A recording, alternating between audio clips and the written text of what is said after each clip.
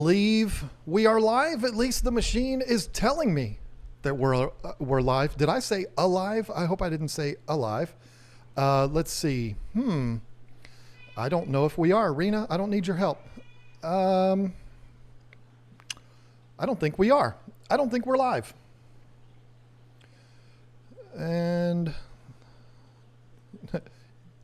you just asked me about technical difficulties. Well, okay, yeah, we are. Looks like we are. Let's see. Are we live, folks? Can you see me here? I think, yep, there we go. I think we're here now. But it doesn't look like it's playing on the original page, which is definitely odd. Let me check that just to be sure. This is so entertaining to watch. I know it.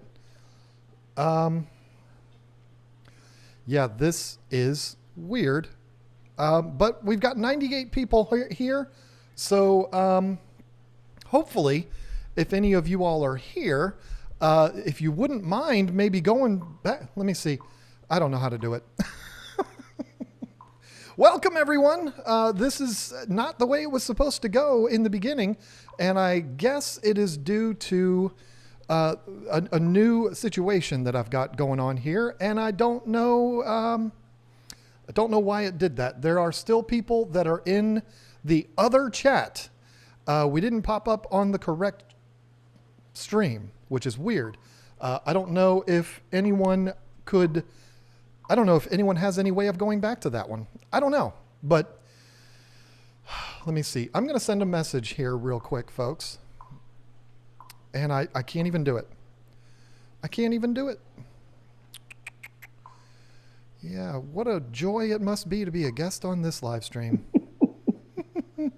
I can't even go on the other one and... Do you want me to chat on there? But I don't know what to say. I can do it. Here we go. Just give me a second here, folks.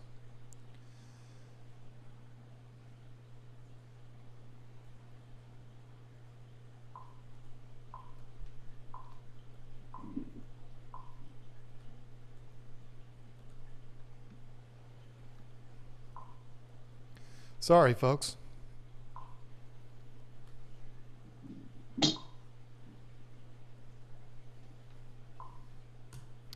Okay, so hopefully that gets everybody's attention and they know to click back to my channel, and then they'll see the live one and they can go to that. Hopefully that helps. But anyway, if this is your first time joining us, welcome.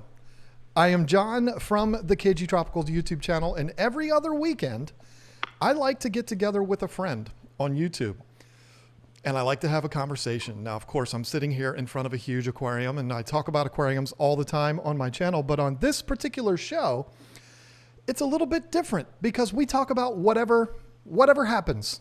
Whatever happens is what happens. It's just a natural conversation, and we see where it goes. So if this is something that would not interest you, if you are only interested in fish keeping talk, you might not want to be on this particular stream. I don't want to see you go, and I don't think you should go, because today my conversation is going to be a lot of fun. I've got a guest on that I have never had on my live stream before, and I'm super excited about it because I've met this guy a couple of times in person, and he has participated in a couple of videos and stuff that I've done. I'm a big fan of this guy. Ladies and gentlemen, today we've got to talk to Zenzo Tazawa.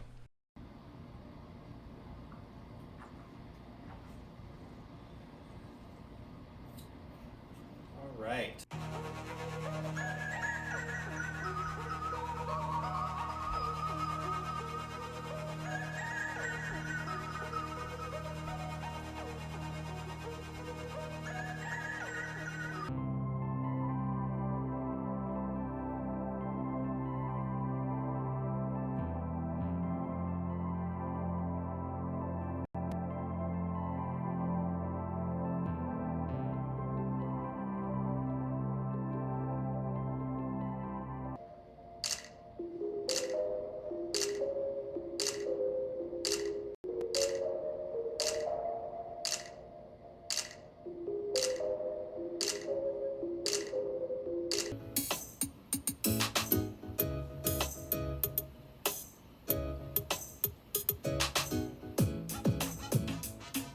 fish friends, how's it going? Hope you're doing well. Hey fish friends, how's it going? Hope you're doing well. Hey fish friends, how's it going? Hope you're doing well. Hey fish friends, how's it going? Hope you're doing well. Hey fish friends, how's it going? Hope you're doing well. Hey fish friends, how's it going? Hope you're doing well.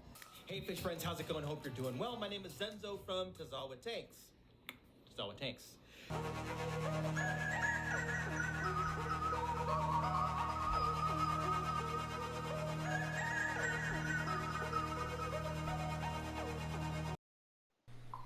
And there we are. Hopefully that went through and everything is okay with that. It was something I did today, and I actually liked it. I don't know if you got a chance to see it, Zenzo, but it was actually a pretty cool little intro I did there for you. Yeah, I did see it, and I'm actually laughing because it's still playing on the screen right now, and that was Yeah, made me a little self-conscious looking at it, but that's funny. that was something that I decided to do kind of last minute, and it was fun. I mean, I didn't want to, try to make you look silly or anything like that. I probably could have. Oh, I always look silly. It's not hard to do. Not hard to do. But yeah, I enjoyed making that, and it was the first bit of content that I have ever produced on my my new computer that I got, that I'm super excited about. Let me okay. Candy says video was good, audio is great. So, thumbs up All for right. that. So, welcome Zenzo Tazawa. First time on the stream, only the third person to be on this particular stream, but I'm That's an honor. surprised. I'm surprised that I haven't had you on in the past. Well, we tried. We tried when I was back in DC a few weeks ago. Well, I tried to come visit you, but it didn't work out. I think I was too far away and it was too much traffic or something. So, Yeah, it's always, hey John, I'm going to be in Dulles tomorrow at 3:00. I'm like, well, I'm going to be in Maryland tomorrow. I need a little bit more notice than that. But yeah, one of these times when you're in this area, we will get connected. That's for sure. Absolutely. I mean, yeah. it would be amazing if you were to have a business trip that had you in this area overnight on a Thursday night, and then we could have you here and sit with us. Right. That'd be a whole lot easier than doing it electronically and all that. Yeah, we can try that. Maybe if I have like a Wednesday meeting, then I'll stay the night and then fly home Thursday or something like that. That could work. Well, you'd be flying home in the middle of the night because we stream Thursday night, not Wednesday. Yeah, I would. Oh, I see what you're saying. So, gotcha. So you'd probably, I mean, fly it's home like Friday. Yeah, that's Fly like home a Friday. Got probably it. 7-hour flight. You probably wouldn't want to fly Yeah. out the night of unless you're one Got of it, those got it, people got it. that can Okay. No. fly all night long. But No red eyes for me. so what is going on in the San Francisco area there? Well, we don't have enough rain. That's something that's going on, and that's actually people don't think about stuff like that. But when you keep bodies of water and tanks full of water, and if there happens to be any water restriction, that would definitely be very bad. So you guys, you see all the wildfires in the news and stuff like that. We had a very good winter last year, but we got like a record amount of rainfall and snowfall in the mountains. So our water tables were really good, but it's been like dry. I don't think we've had any real measurable rain since like May.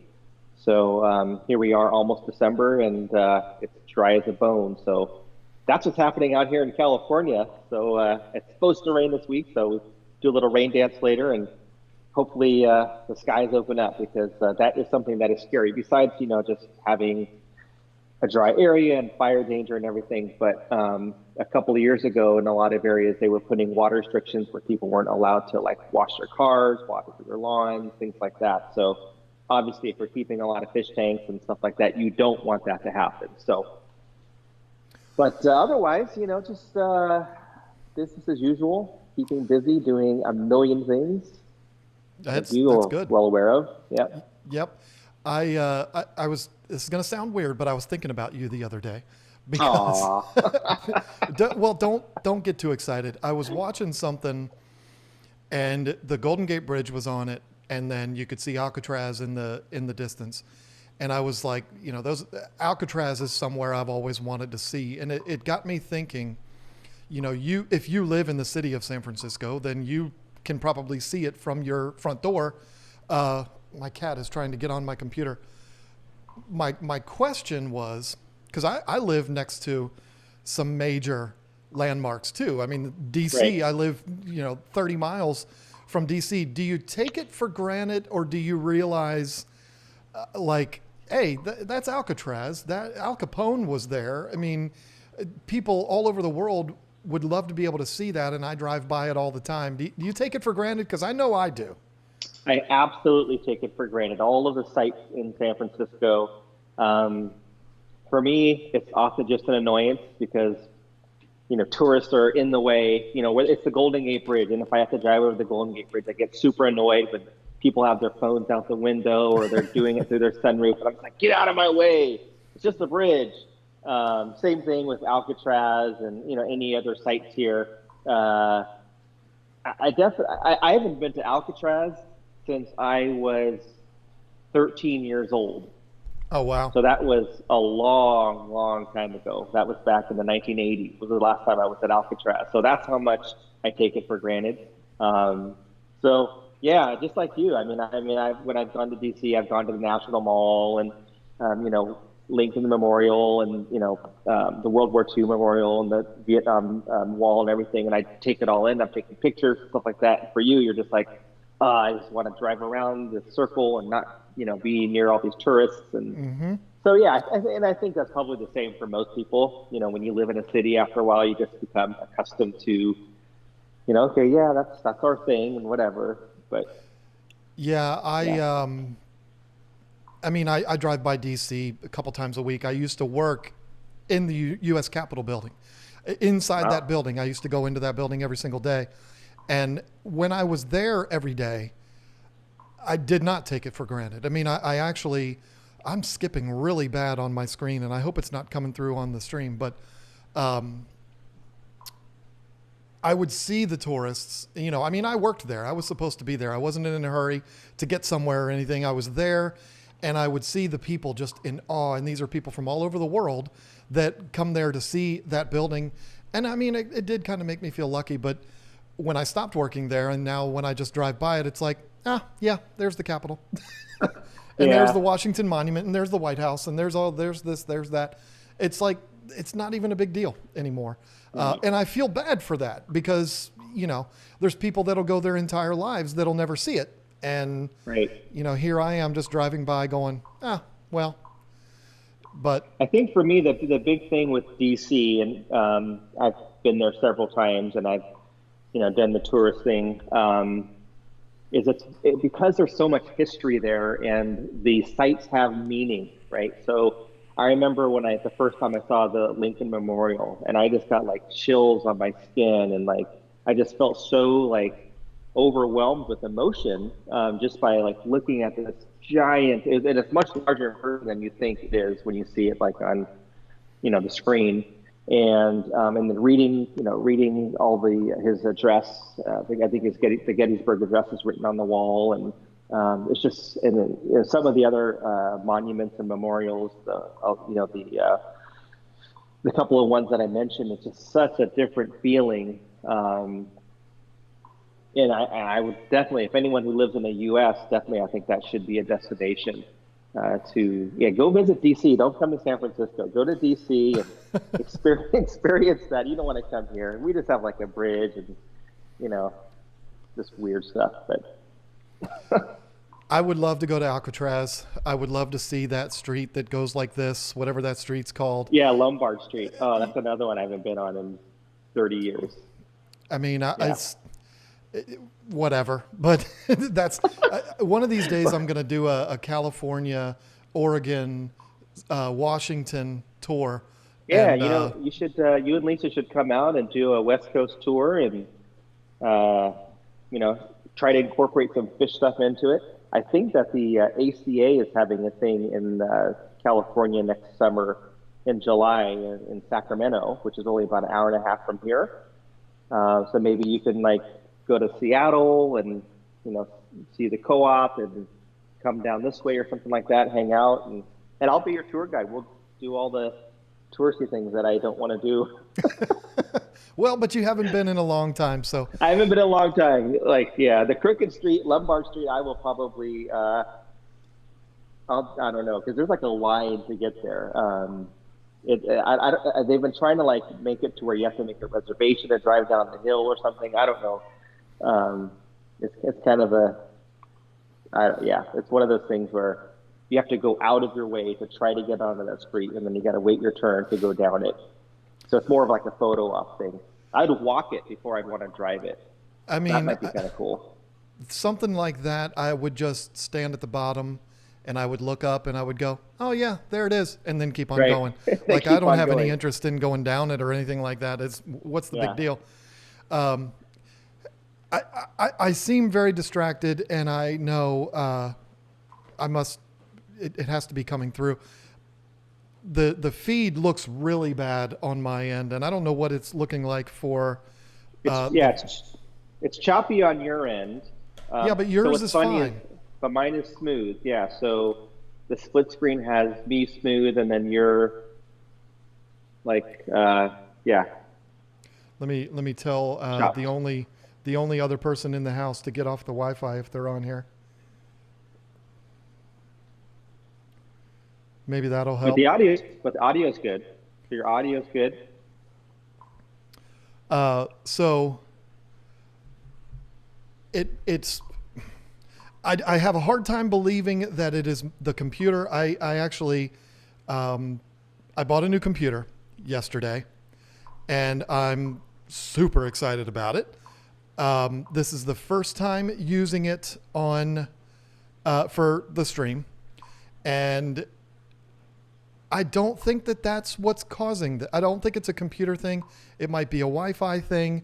I don't know. But if it's a computer thing, I would think that your feed would be messed up too. Right. And it's not. So it's very weird that it's not. But I don't know. We'll have to see. New computer, and I'm still using Wi-Fi. You should just like dance, and then people think they do it. Do the robot. Hopefully it'll clear up here. I don't know. We'll have to see. And I haven't figured out. I also have new software that I've had for about a month now, and I've had problems ever since I got this new software. And it beeps every time somebody puts something in the chat. I don't think you can hear it. I hope you can't. But it's a. Oh, that's that little. Yeah, I hear that. And it's it nonstop. Sounds like water dripping. Yeah. It's making me. It did that with the other computer too. I don't know how to turn that off. There's always got to be something. I've spent 33. You spent a lot of money. 3,300. No. Wait a minute. Let me do the math here. I've spent $4,300 in the last 3 weeks, and I'm still having these issues. Wow. That's so frustrating. Computer, microphones, software. Yeah, the microphones were that was a necessity. Had to get rid of that echo. It was I was losing my mind. It was ruining my life, and now I've got the new computer, which is definitely not ruining my life. And I sincerely don't believe that it's the computer that's causing this. I think it might be the Wi-Fi. And the thing is, I can't switch Wi-Fi in the middle of the stream because it would cut everything off. Don't do that. So, you know what? I'm just going to go with it, and we're going to see what happens. And because you'll be choppy John today. I've got 2 different routers, and I think I might be hooked up onto the wrong one, and I am going to figure out how to get rid of that beeping sound. The only way I know of to get rid of it is for everybody to stop in the chat, which that's not going to happen. No, don't do that. But anyway, so I had somebody message me today about the COPPA thing. You and I touched on it briefly before we started here. My camera's about to shake, which you won't see because I'm frozen, but my cat just jumped up on top of the aquarium. But what are your thoughts on this COPPA situation? And are you scared? Is the sky falling or what? For me, I am not scared. At first, I didn't really understand what was going on, and so I had to, do some research and understand why they're making this change. From what I understand, essentially, I think this goes back to a law that was enacted in somewhere around 1998 when the internet was first kind of getting big and there was all these different sites popping up, and they were trying to essentially protect children from having their information shared online. Their contact information, home address, et cetera, et cetera. They were trying to protect them from being targeted for advertisements or for anything else, right? And then, from what I understand, there was a revision, or they changed the law a few years ago, maybe 2013 or something, and there they were kind of focused more on you can't collect like cookies, essentially, right? So they didn't want people collecting cookies and data on these kids and then using that for marketing, for selling them stuff, which is what they do to us. So every time you look at something on your phone, you're looking at Google and say, oh, I want a new microphone. Then when you're watching a YouTube channel, the next thing that pops up is an advertisement for a microphone. So that is because they're collecting data when you're doing a search, and then they're targeting us, and they don't want that to happen to kids.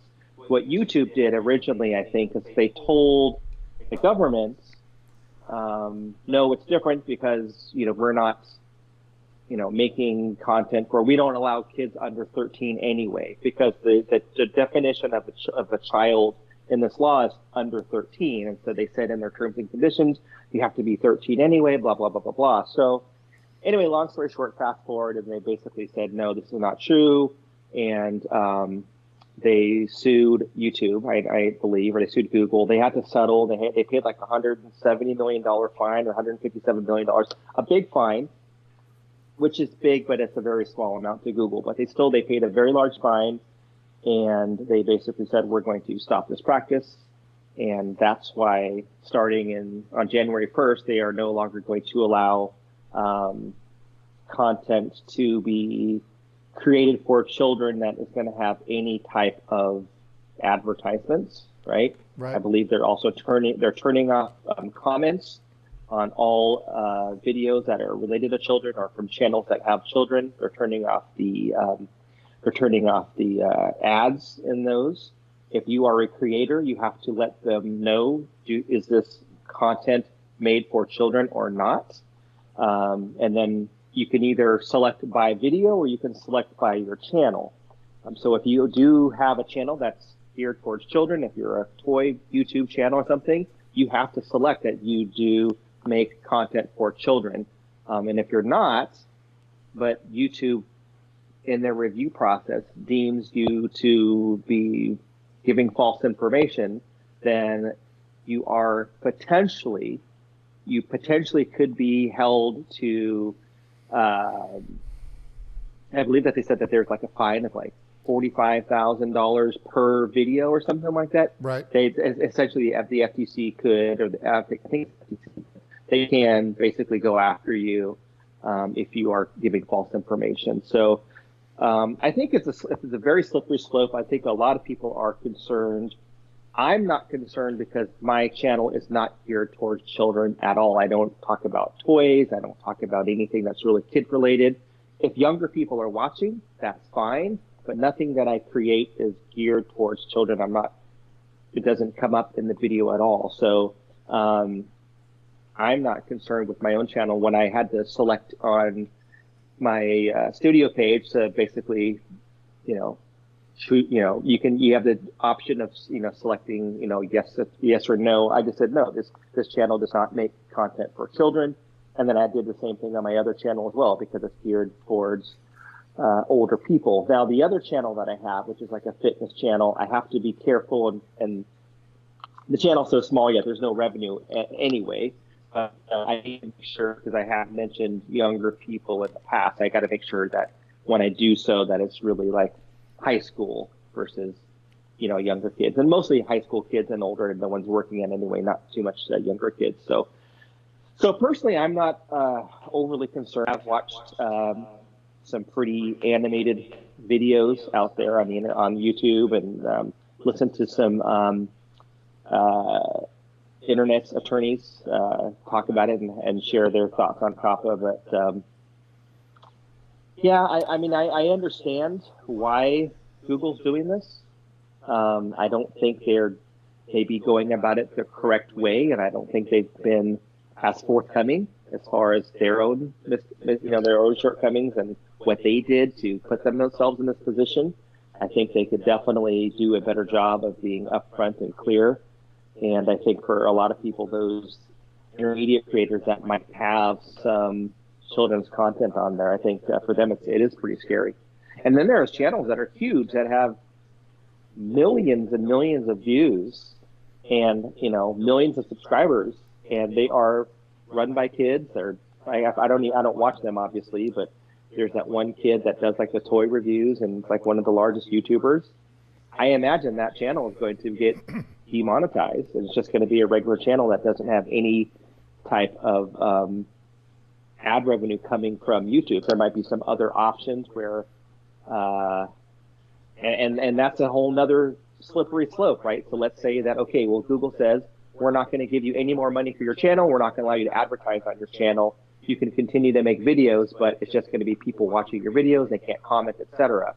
But what if like Mattel, or Disney or somebody says, okay, well, you're not making money from Google, but we're going to give you X amount of dollars to feature products in your videos. Can Disney or Mattel or those companies get in trouble? So I don't know. I mean, I'm guessing that a lot of those companies are going to want to keep at an arm's distance because they're not going to want those fines, and they're going to have to determine, what the playing rules are. Sorry, that was a very long answer to your question. But no, I'm glad you did, because it gave me the opportunity to mess around with this a little bit. I was listening very attentively, but I was doing some testing here. I did get rid of the beep, which I figured that out while you were talking about it. So I'm glad about that. And I wanted to, see, I'm switching it here to where it's just me on camera, and it's still frozen. So I really don't know what's going on with that. I think it's probably an Ecamm Live issue because when I look at our Skype feed, like actually on the Skype app, I'm moving around. You're moving, and you can see me perfectly, and yours is perfect. So, it is what it is. But it's not going to stop me from talking. You might be looking at one particular shot of me, but there was a shot, by the way, while you were talking of me with my finger in my nose. So that was only because somebody, so I think it was Susie Q put in the chat, well, at least John's smiling or something. So I picked my nose and got it on there. But yeah, you know what? I'm not going to lose my mind over this. Hopefully it's something that clears up pretty quick, or it might be something that, I don't know. We'll have to see. But I'm going to keep talking. It's not going to stop me from talking. The one thing I am probably going to struggle with a little bit is keeping up with the super chats, and I apologize for that, folks. But it's just because the whole thing is kind of spun into chaos. But I agree with you, especially after a video that I saw today from, like you were talking about, there's two guys that I know of on YouTube. One of them is a family vlog channel. And the guy used to be a lawyer, and now he's a full-time YouTuber doing a family vlog. And then there's another guy that is actually a lawyer. Like, he's not a family vlogger. He's a lawyer. I think his name is Jim something with a C. And he is like a lawyer who specializes in social media. And he put out a video today, which actually, I don't think it was clickbait, because I think there's a lot of people that are freaking out right now over this COPPA thing. But his title, I don't even remember what it was, but it was something like, we should all be terrified, blah, blah, blah, some kind of a clickbait thing. But then when you watched it, what he was talking about was actually very good news for us, which was there's that gray area that a lot of people have been afraid of. You've got content that is geared towards children. They're regulating that. You're not going to be able to monetize that. And I understand that. I don't like it, but I understand it. And I feel bad for people who do their content for kids, especially when there's a lot of channels out there that are doing really good content for kids that I would rather kids watch than half of the other crap out there. I mean, do I want my kids to watch the Paul brothers? No. I mean, so those channels are doing good things for kids and they're getting screwed. And that I'm really sad about that. But then you have the channels that are adult oriented, that are, there's foul language, there's violence, there's, whatever. And so those don't apply. But then there's that gray area that a lot of people, including me, have been asking about. What about channels like Dude Perfect, channels like Mr. Beast that create some of the best content on YouTube? And it's content that all people of all ages, all ethnicities, all everywhere watch these videos. And the video that I saw today kind of clarified that, and it made me feel better about it, because I think we kind of fall into that category. We're not making videos for kids, but a lot of kids watch our content because Sure. a lot of kids like fish keeping. But that same thing applies to motocross. I think you've got motocross in your history. That applies to sports. That applies to so many different things. Even, hot toys are made for adults, but a lot of kids watch it. That gray area is actually a place that the FTC recognizes, and that is not something that COPPA rules are going to apply to. Right. That's what I heard today. Because it's content that's not directed to kids, but kids might actually watch it. Yeah, otherwise they would have to demonetize everything, because just like you said, sports, like, so you have an NFL channel, you've got an NBA channel, baseball. You're going to have some 9-year-old kid that likes watching the Nationals and they want That's to see right. the highlights, although I shouldn't say baseball because MLB is terrible at social media, but let's say basketball, right? So basketball or football, there's going to be a kid that's, 7, 8, 9 years old. That's a huge, Miami Dolphins fan, and they're going to watch all the highlights. And it's not made for kids, right? Not geared specifically towards kids, but the fact that children watch, I don't think they can penalize those creators and those channels for that. So otherwise we're talking about everything, every television show, right? Even if it says it's, TV 17 or something, there's still some kids that are going to watch it. That's right. Yeah. And that's why, I have not freaked out over this. For that reason, because the way I looked at it is, for them, if it was to affect us, that would mean it would affect the entire platform, and YouTube would basically shut down because they wouldn't be able to make any money anymore. And why would they continue to offer this platform if they can't make any money? There's no way that's going to happen. I mean, Google makes way too much money. They pay the government way too much money. I mean, there's no way that they're going to Right. let the entire website shut down. So I knew there had to be some kind of gray area there. And that video that guy did today definitely made me feel better about it. But again, what I do know is there's been so many things. I'm not even looking at the camera anymore because why? Because I'm just frozen on the screen. But there has been so many times where things have been going on, whether it be on YouTube or online or whatever, and everybody freaks out about it and nothing happens. I mean, do you remember when all the clocks turned to 2020? Oh, Lord. 1999, yeah. Oh, that was, there was chaos over People were that. taking all the money out of their ATMs and everything. I remember. Yeah. I mean, it was absolute madness, and nothing absolutely zero happened. And now, this is not a scenario where nothing's going to happen. I mean, YouTube is going to change, and they have to, and I understand that. But it's not going to be this sky is falling. Everyone is going to lose their channels. It's all over. Everything we've worked so hard for is gone. It's not going to be like that. Could it be someday? Sure, but I don't think this is going to be it. So I'm not gonna let myself just completely fly off the handle over it. I mean, there's really, if you think about it, there's nothing I can do. There's nothing you can do. I signed Yeah. the petition. I mean, I'm not going to change my content. I've got a video going up tomorrow. I see Lisa KG Tropicals is in the chat here finally. I did a video for her. Well, let me take that back. I shot a video of her today, which I will be uploading tomorrow, and I'm super excited about it. And it's a video about feeding fish.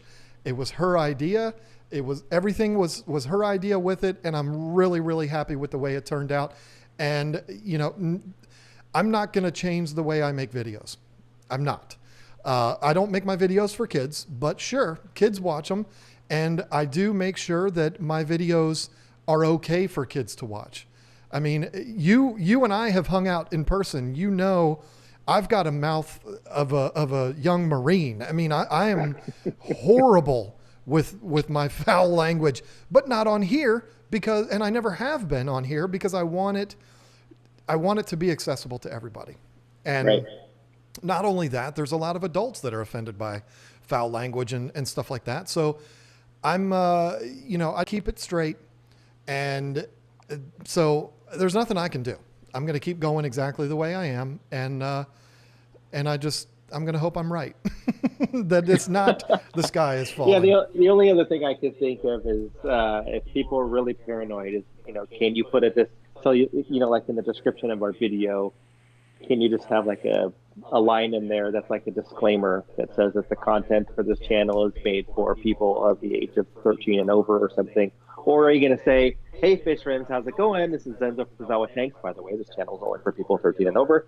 And then, I don't know if it's going to come to that. And maybe some creators might start doing that. I don't know. But I mean, if they told us we had to do something like that, I would do that. I'm not saying that, I'm not changing for the man. No. If they instituted some type of a rule where you do have to say this content is intended for people over the age of 13, I would do that. That's fine. But what I'm saying is my videos have always been made to be family friendly, and that's not going to stop. I mean, so if that ends up getting me screwed because now it appeals to kids, I don't know maybe I'll start cursing in my videos.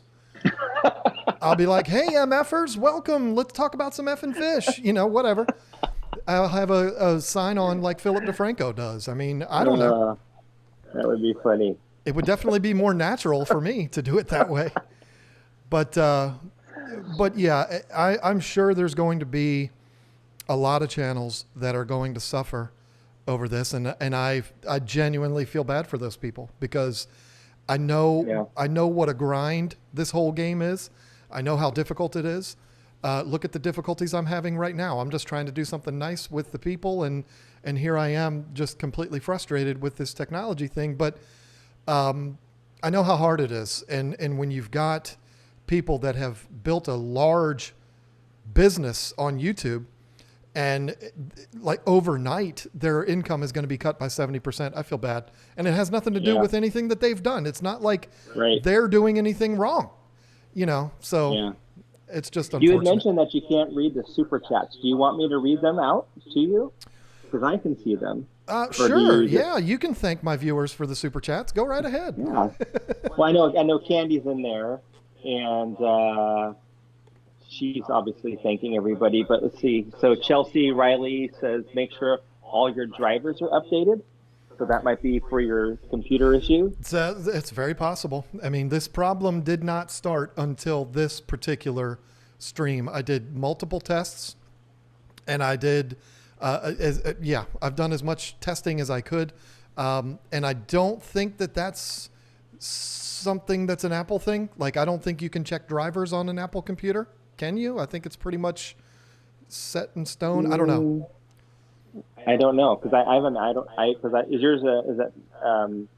is it a MacBook or a Mac PC? A Mac. It's a MacBook Pro. Yeah, that's what I have. I don't know. I'd love to tell you the story about this MacBook Pro. I do see. Let me go ahead and shout out Multi-Tank Addiction. I did see that come through. Time for John to hire a PC tech. I was chatting with Corey one night. It was actually the night that I ordered these microphones, and I was like, dude, and I was using all of the F-bombs and all of that. I'm like, man, this is so frustrating. And he's like, this is why people have sound guys. And I'm like, yep, that makes total sense. Why, Joe Rogan, of course, to compare myself to Joe Rogan is ridiculous, but all of these big YouTubers have producers and stuff like that. I mean, that's makes sense. Yeah, see, let me see if I can get to my page where it actually has all of the super chats listed. Because I do want to thank everybody. I feel bad if people have taken money out of their pockets. So while I do earlier, Kaler's Aquatics earlier had I think he had a money fund for your tech problem. Oh, nice. $10 super chat. Hey, Bob, let me tell you something. If my problem isn't fixed by this amount of money that I've spent, then I don't know what's going to fix it, to be honest with you. I've spent so much money. And the interesting thing is let me see if maybe this will do it. The story behind getting this computer, yesterday, I was saving up to buy this computer, but I got so fed up with everything that's been going on. And I was like, you know what? Forget it. I half of the money that I needed or that I had saved to buy this computer went to buying microphones and all that kind of stuff. And I was like, it's going to take forever before I get it. So I'm going to do the credit card thing. No big deal. I'll get it on a credit card. I'll pay it off in 2 or 3 months and everything will be fine. So last night, I swear to God, this is a true story. I pulled over on the side of the road because I'm one of those people that if I'm going to do something, I'm going to do it now. So I pulled over on the side of the road and applied for the Best Buy card, and I received it, which was glorious. They approved me for $2,600, which is great. That's awesome. And so the way I looked at it was, thank you to John Q. Dirt Ramper for the $2. Can you recommend any medium-sized taps? We'll get to that in just a second. Trust me, I will leave that paused. Okay. So anyway, they approved me for a $2,600 credit line on Best Buy's credit card. So I said, okay. So I went right over to Best Buy. I told Lisa, I'm like, you're going to be mad at me, but I'm going to do it anyway because I need it. And it looks like the camera's kind of fixing itself a little bit. It's catching up a little bit, yeah. So I go into Best Buy, and another reason why I was excited was because they this week released the 16-inch MacBook Pro, which is another thing I've been holding out for. So I go in there. It's a little bit more expensive. No, it's not. It's actually the same price. Yeah, it's the exact same price. I'm thinking of their the top of the line one, which is like $6,000 for the 16-inch MacBook Pro with I think it's like 3 terabytes of storage or something crazy like that. 8 terabytes. It's 8 terabytes. Okay, yeah. That's crazy. So. Yeah, I didn't get that. But the way I looked at it was this computer retails at $2,800 at Best Buy, at the Apple Store. Doesn't matter where you get it.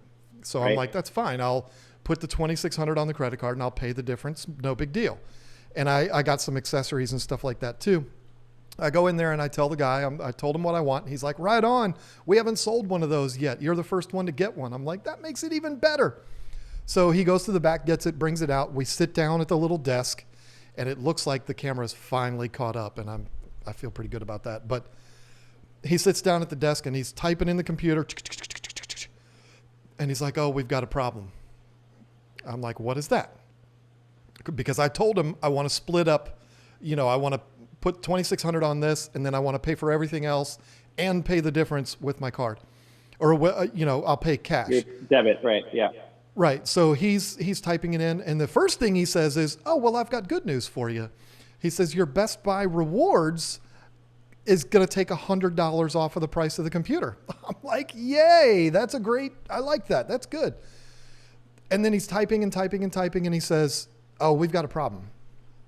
What is the problem? He says, I can't split the transaction. And I'm like, Wait a minute. I mean, I've used, A million times. yeah, put 400 Yeah. on this and put the other 300 on this. I've done that more times than I can count. I'm like, that doesn't make Right. sense. And he's like, yeah, I don't know. I don't get it. Maybe it has something to do with the fact that it's the first time using it or something. I don't know, but it won't let me split it up. So he's like, but there has to be a way to do it. So let me get my manager. He gets the manager. Manager comes over. He's a cool guy. He starts typing. No, that won't work. No, that won't work. And he's trying everything. So I said, look, I bought one of these guys too. The Oh yeah. the Lasai rugged drives so that I can edit on this computer too. Right. So I'm like, okay, look, I held this up. I said, here, dude, this is $109 for this. Charge me $209 for it and take $100 off of the computer. No big deal. Right. And he's like, that sounds good. I'll do that. Nope, can't do that because that has map pricing and I can't raise the Right. price on it. I'm like, ugh. Right. So this goes on for like 10 minutes. The manager, the employee, they're all trying to figure it out. They can't get it straight. So finally the manager goes, you know what? Done. Get out. He just took $100 off of the price of the computer. Nice. He didn't say get out, like leave the store. Sure. He was like, here it is. Yeah. You're done. Yeah. You got it. And so Right.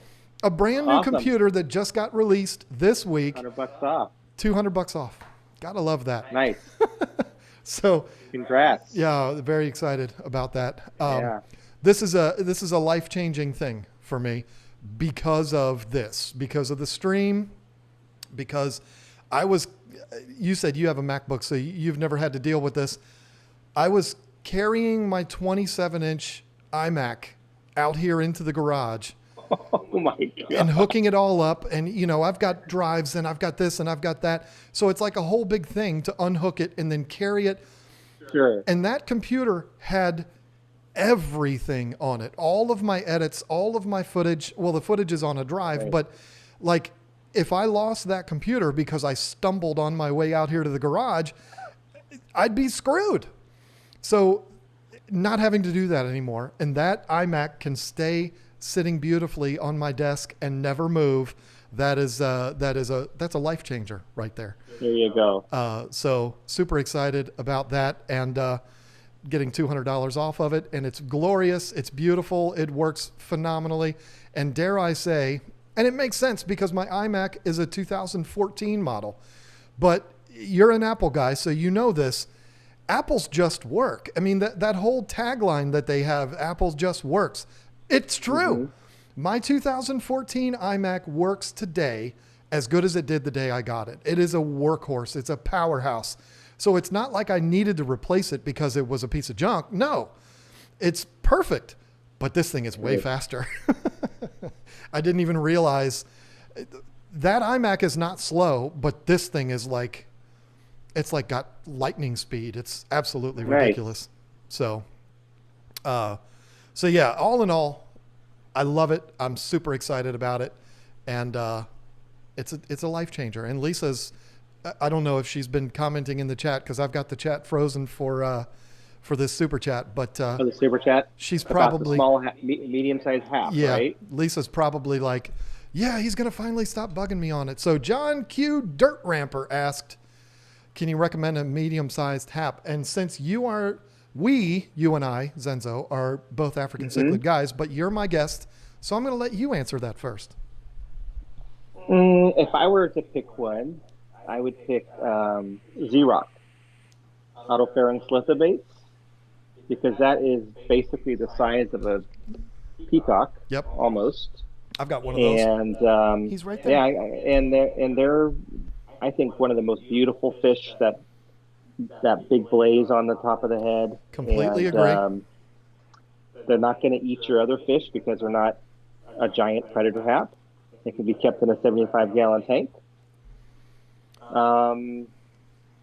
The other one that I would, and I was reading something recently where they were not sure if they were changing the classification of the electric blue, where it was a hap and then they were putting it back as a peacock, and I don't know where it stands. Really? But For me, it's always been a half. Yeah. It's always been a smaller half, and that would be another one that I would recommend too. Is it the Ali? Yep. I mean, beautiful fish. Ollie's can get pretty big, but yeah, I wouldn't criticize somebody for having one in a 75. Yeah. So trying to think, anything else? Well, since Actually, while I was you're thinking, I'll go ahead and I'll add two. I'm going to add Taiwan Reef, Oh, that yeah. and I'm going to add what was the other one I was going to add? I'm sitting here looking at it, and now I forgot. Azurus. Okay. The Taiwan Reef and the Azurus. That's how I say it. Some people say Azurus. Yeah. Looks just like a peacock, and if they were going to classify that one as a peacock, I would be like, okay, that makes sense. Yeah. But The Taiwan Reef is the other one I was thinking of that I forgot. So yeah. I would also say Lethrinops intermedius, because they definitely don't get huge and they're drop dead gorgeous. And then I'm going to go ahead and say it. You might disagree, Zenzo, but I'm going to say Red Empress. I know they get bigger, but I don't think they get not so huge. big. Yeah, Yeah, I don't I think they mean- get too big for a 75. They're not Venustus. Yeah. No, yeah, they're not a Venustus or a Livingstoni or something that's going to be a tank buster and eat your other fish. Have you ever so, had? yeah. Have you ever had a Rostratus? No. Man, dude, he's right there. Do you I'm have looking one? You at- have one? He Yeah. is my favorite fish right now. My favorite African that I have. Right. John is less choppy now. Woohoo! yeah, I'm it's gonna, smooth. It's smooth on this end. Yeah. folks. I would also like some feedback, which I won't see for a minute because I'm way behind on the chat. But I'm gonna catch up. If you don't mind, tell me what you think about this new cropped presentation that we're doing here, where we're actually closer. I offered it to Zenzo. I said, which one do you want? We do have the option of doing this, which is setting it back to the way Lisa and I always do it and the way I've done it in the past. But let me know which one you think is better, the close-up cropped picture or the one that's a little bit more spread out. And you can see Zenzo's screensaver there, which is awesome. I've seen a couple of people comment on that. Naked Reefer with the $5 super chat says, "You're the Joe Rogan of the fish community." Thank you very much, ladies and gentlemen. My job is done here. Good night. Drop the mic. I don't need anything else than that. That is One thing I will say about the crop versus the wide version is, like on your end, you can see your whole tank plus a little bit of your other tank, where when it was cropped, you could only see about 3/4 of the tank behind you. right. So maybe the wide version's better, because then they could see the whole tank. I don't know. I personally like this view better. Yeah, it But works. I thought I would try something else. But Naked Reefer, thank you for the $5 and thank you for that compliment. That's about as high a praise as somebody who does what I do can get. I think he's only saying that because I'm bald. I don't smoke weed like Joe Rogan does, though. But that's very nice of you. Thank you. Where is Lisa? And where is Marie? That would be weird if they were more than one person. Lisa, maybe she has already answered you on that. She is actually in the state of Delaware. Don't go trying to find her. Don't be weird. She's in Delaware for a field hockey practice tomorrow. We've got a field hockey player that is pretty much, she's been offered a couple of scholarships already, and she's preparing for a tournament that I don't want her to play in, but I don't have a say in it. The way I look at it is, if you've already got the schools after you, ride that out. Don't risk injury. Oh, yeah. But, I'm just a dumb guy that sits at the computer all day. What do I know? Nick Kelly with the $1 super chat and nothing attached to it. Thank you very much for that. And your avatar is very creepy because it's a very close-up picture of your face. Let's see. Then I'm just going to try to see if I've got more stats here that I have missed. Because There's a new one that just popped up from Robert Egan, okay, I will. asking, how can I upload pics of my tank to ask questions? I'm going to need to get that because you broke up a little bit on me. I didn't hear. Wow, I am way behind. So I'm. Oh well, What was the question again? Oh, here it is. Yep, you found it. How can I upload pics of my tanks to ask questions? Well, you can't do that on a stream. That is not something that they make available. You cannot upload photos in the comment section of people's videos, and you can't do it during streams. I'm sure there is I use Instagram. Well, yeah, there's that, but Yeah. I'm taking that to mean like he wants to know, like, can he do that here and ask questions? But Robert, you can't do that on here. What I would suggest to you is the Tank Talk Facebook group or the Aquarium support group that is owned by Aquarium Co-op. Candy could send you a link to either one of those, and that would be the place to do it. But right here, that's not something that we could do for you. Like side so we can see fishes. Okay, people are, it was better closer, looked better on my phone. See, that's why Zenzo and I were talking about that before we started streaming. It was, if we're closer up for people that are watching it on a really small device, it would probably look better for them. I've got a couple of people here, Zenzo, that have said they like it up close better. So. Yeah, and there was a bunch of wide ones earlier too. Okay. So it's kind of, we'll just keep going back and forth. Yeah, we'll go back and forth. I'm fine with that. That's not Or a I could problem. just sit really close here. Brick for brick with the $2 for the mic and computer fund. Yeah, thank you. The mics are paid for, but yeah, I'm going to need a little help on that, this computer. But no, I'm good. Hey, you all are more than generous enough just by watching my videos and all of that. And we've got the channel members, one of which actually today upgraded to the alpha level, which is the highest level that we offer. And that is amazing. That is Genevieve Celeste Eklund. She is a longtime supporter of this channel, and I thank her very much for upgrading like that. I'm gonna let you in, not just you, Zenzo, but everybody that's on here, let you in on a little bit here. We are one channel member away from a huge milestone, which would be 200 members. I'm gonna have to do sure something you'll hit special. it today. Well, that sure would be nice. I don't typically like begging for members, but if anybody's considering becoming a member, today would be the day, because then we'll hit that 200 mark, and that would be awesome. So I asked you yesterday, I asked you about skateboarding, and there's a very particular reason why I asked you about skateboarding. Growing up, you and I are the exact same age. We're a couple of months apart.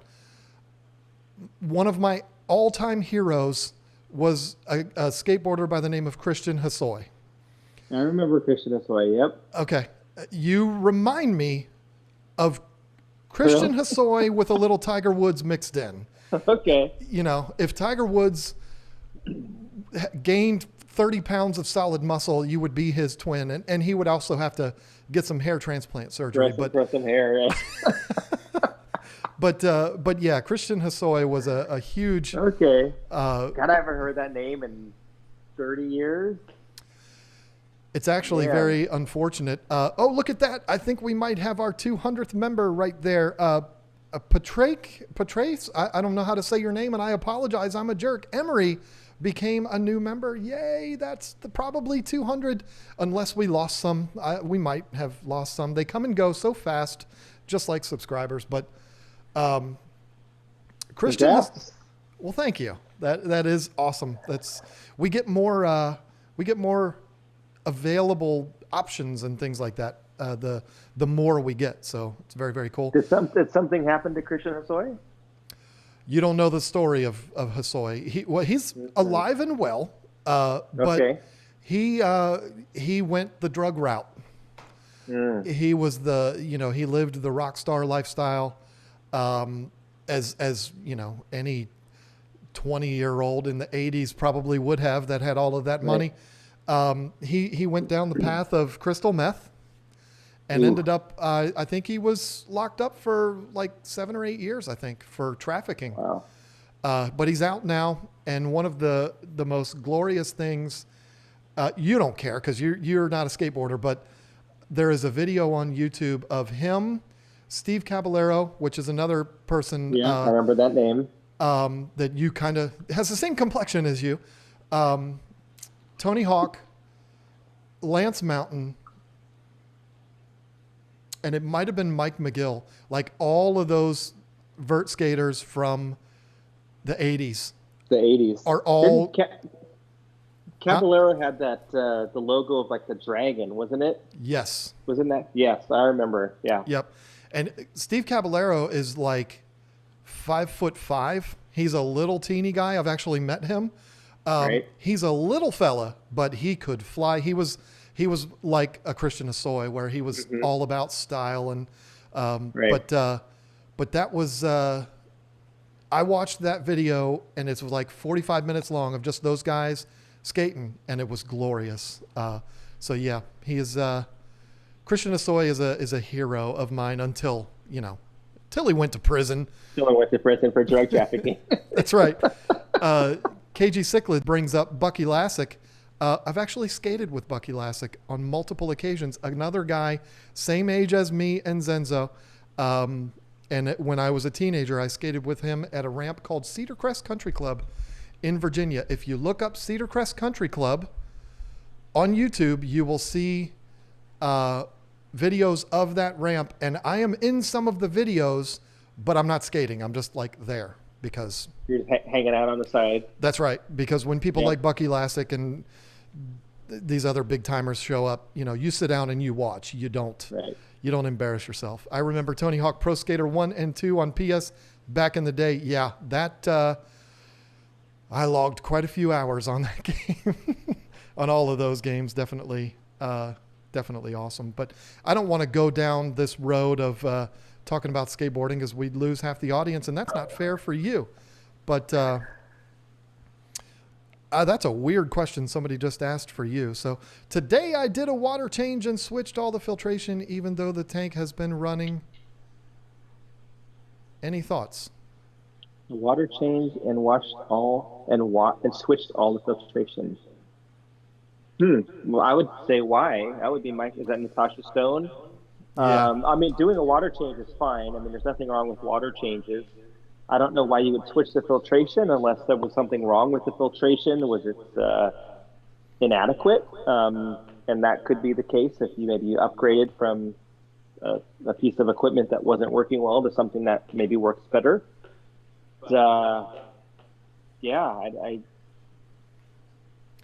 I think I missed a super chat. I think there was another one from, watching on a TV makes you life-sized. Wow. Yeah, that's cool. That's interesting. I've watched live streams on the big screen before, and it is unique. Let me ask you a question. Have you ever watched your own YouTube channel on TV? I have. So have I. But only when other people are there, so I can just tease them and play a stupid video or something. Let me tell you something. Any YouTuber that has the ability to put their videos on their big screen, any one of them that tells you they haven't watched themselves on their big screen is a bold-faced liar.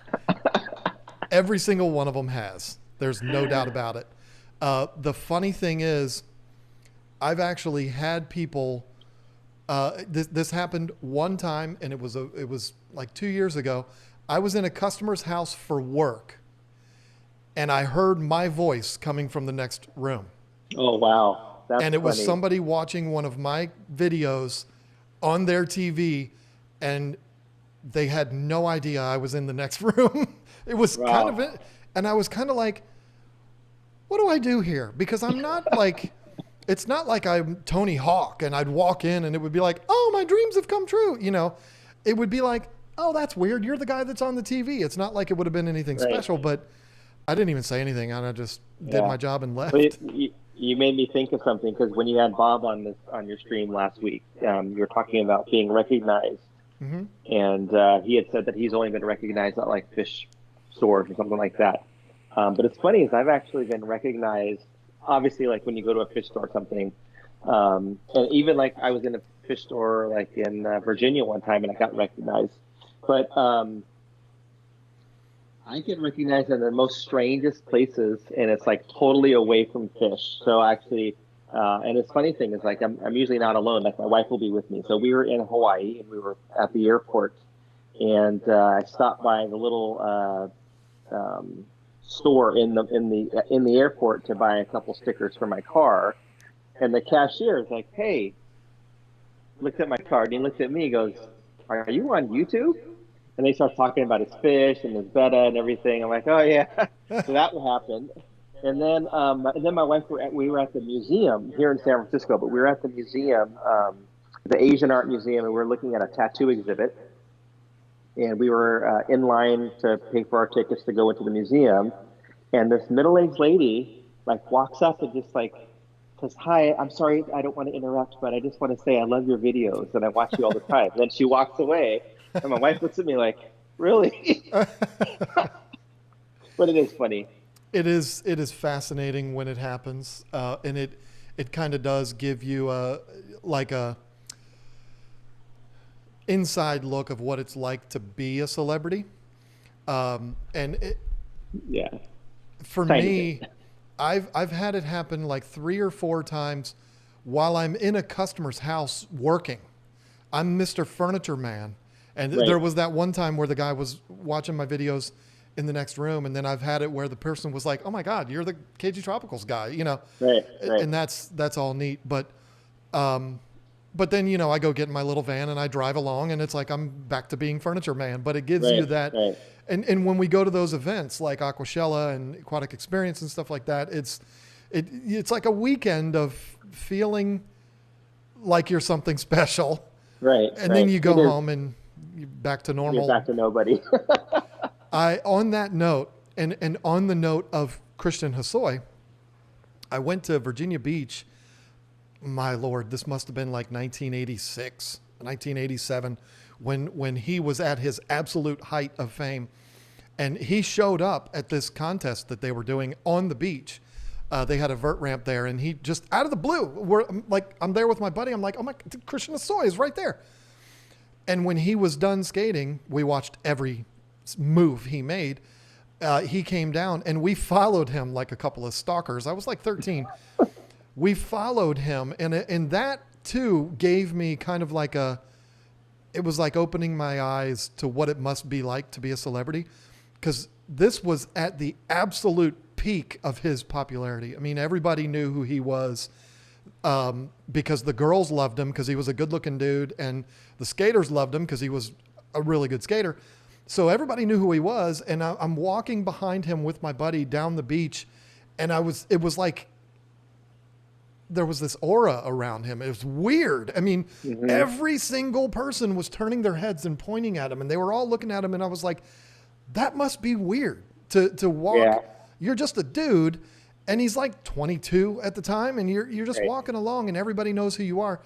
It must be weird. So I've never had it like that, but I've been recognized places, and it's always a treat, just because it's not because it makes me feel like I'm some kind of celebrity, but it's really cool to know that it's getting out there, and you can be at a Walmart. Yeah. I think for me, it's like, I make videos about fish tanks, and I'm just talking to a camera, and then I put it on my laptop, and it goes up into the internet, and that's it. And like, I see the numbers, like, okay, I see that people are watching, but it doesn't really it doesn't register with me that they're people that are watching, right? Even though if they chat with me or whatever, but until like some stranger comes up to you and says, "Hey, I've seen you on YouTube or whatever," then you're like, "Oh, like," because you're a little disconnected, right? So where if you're an athlete and you're It's in a all day long. stadium and right, and there's like 20,000, 40,000 people watching you, and you're here, you see them, but it's different if you're just someone talking to a camera in an office or in a fish room or something, and you kind of get disconnected. So when you do go to an Aquashella or an Aquatic Experience or see someone at a fish store and they come up to you, it does make you feel good, and it does make you realize that you are, out there and people are watching you, and it is enjoyable. It's a special thing. It's a special feeling, and it's very unique, because you go to those events and you feel that way. And then Monday morning it's back to the grind. Yeah, It's like yeah. everything's back to normal, and that's, it's kind of a reality check. But I like it that way. I like this to be kind of a fantasy world. Like, I don't want it to go to my head, and I don't think with my personality, I don't think that would ever happen. It would never be something where I would be starting to think that I'm better than anyone, or that would never happen. But I don't know. I don't know what I'm trying to say. I could tell you, if I were 25 years younger, if I were 20 years old and was starting to get this type of attention, I could see where it could get to your head or it might change you. But when you're in your mid 40s, like, I'm not changing. Like, I am who I am, and That's right.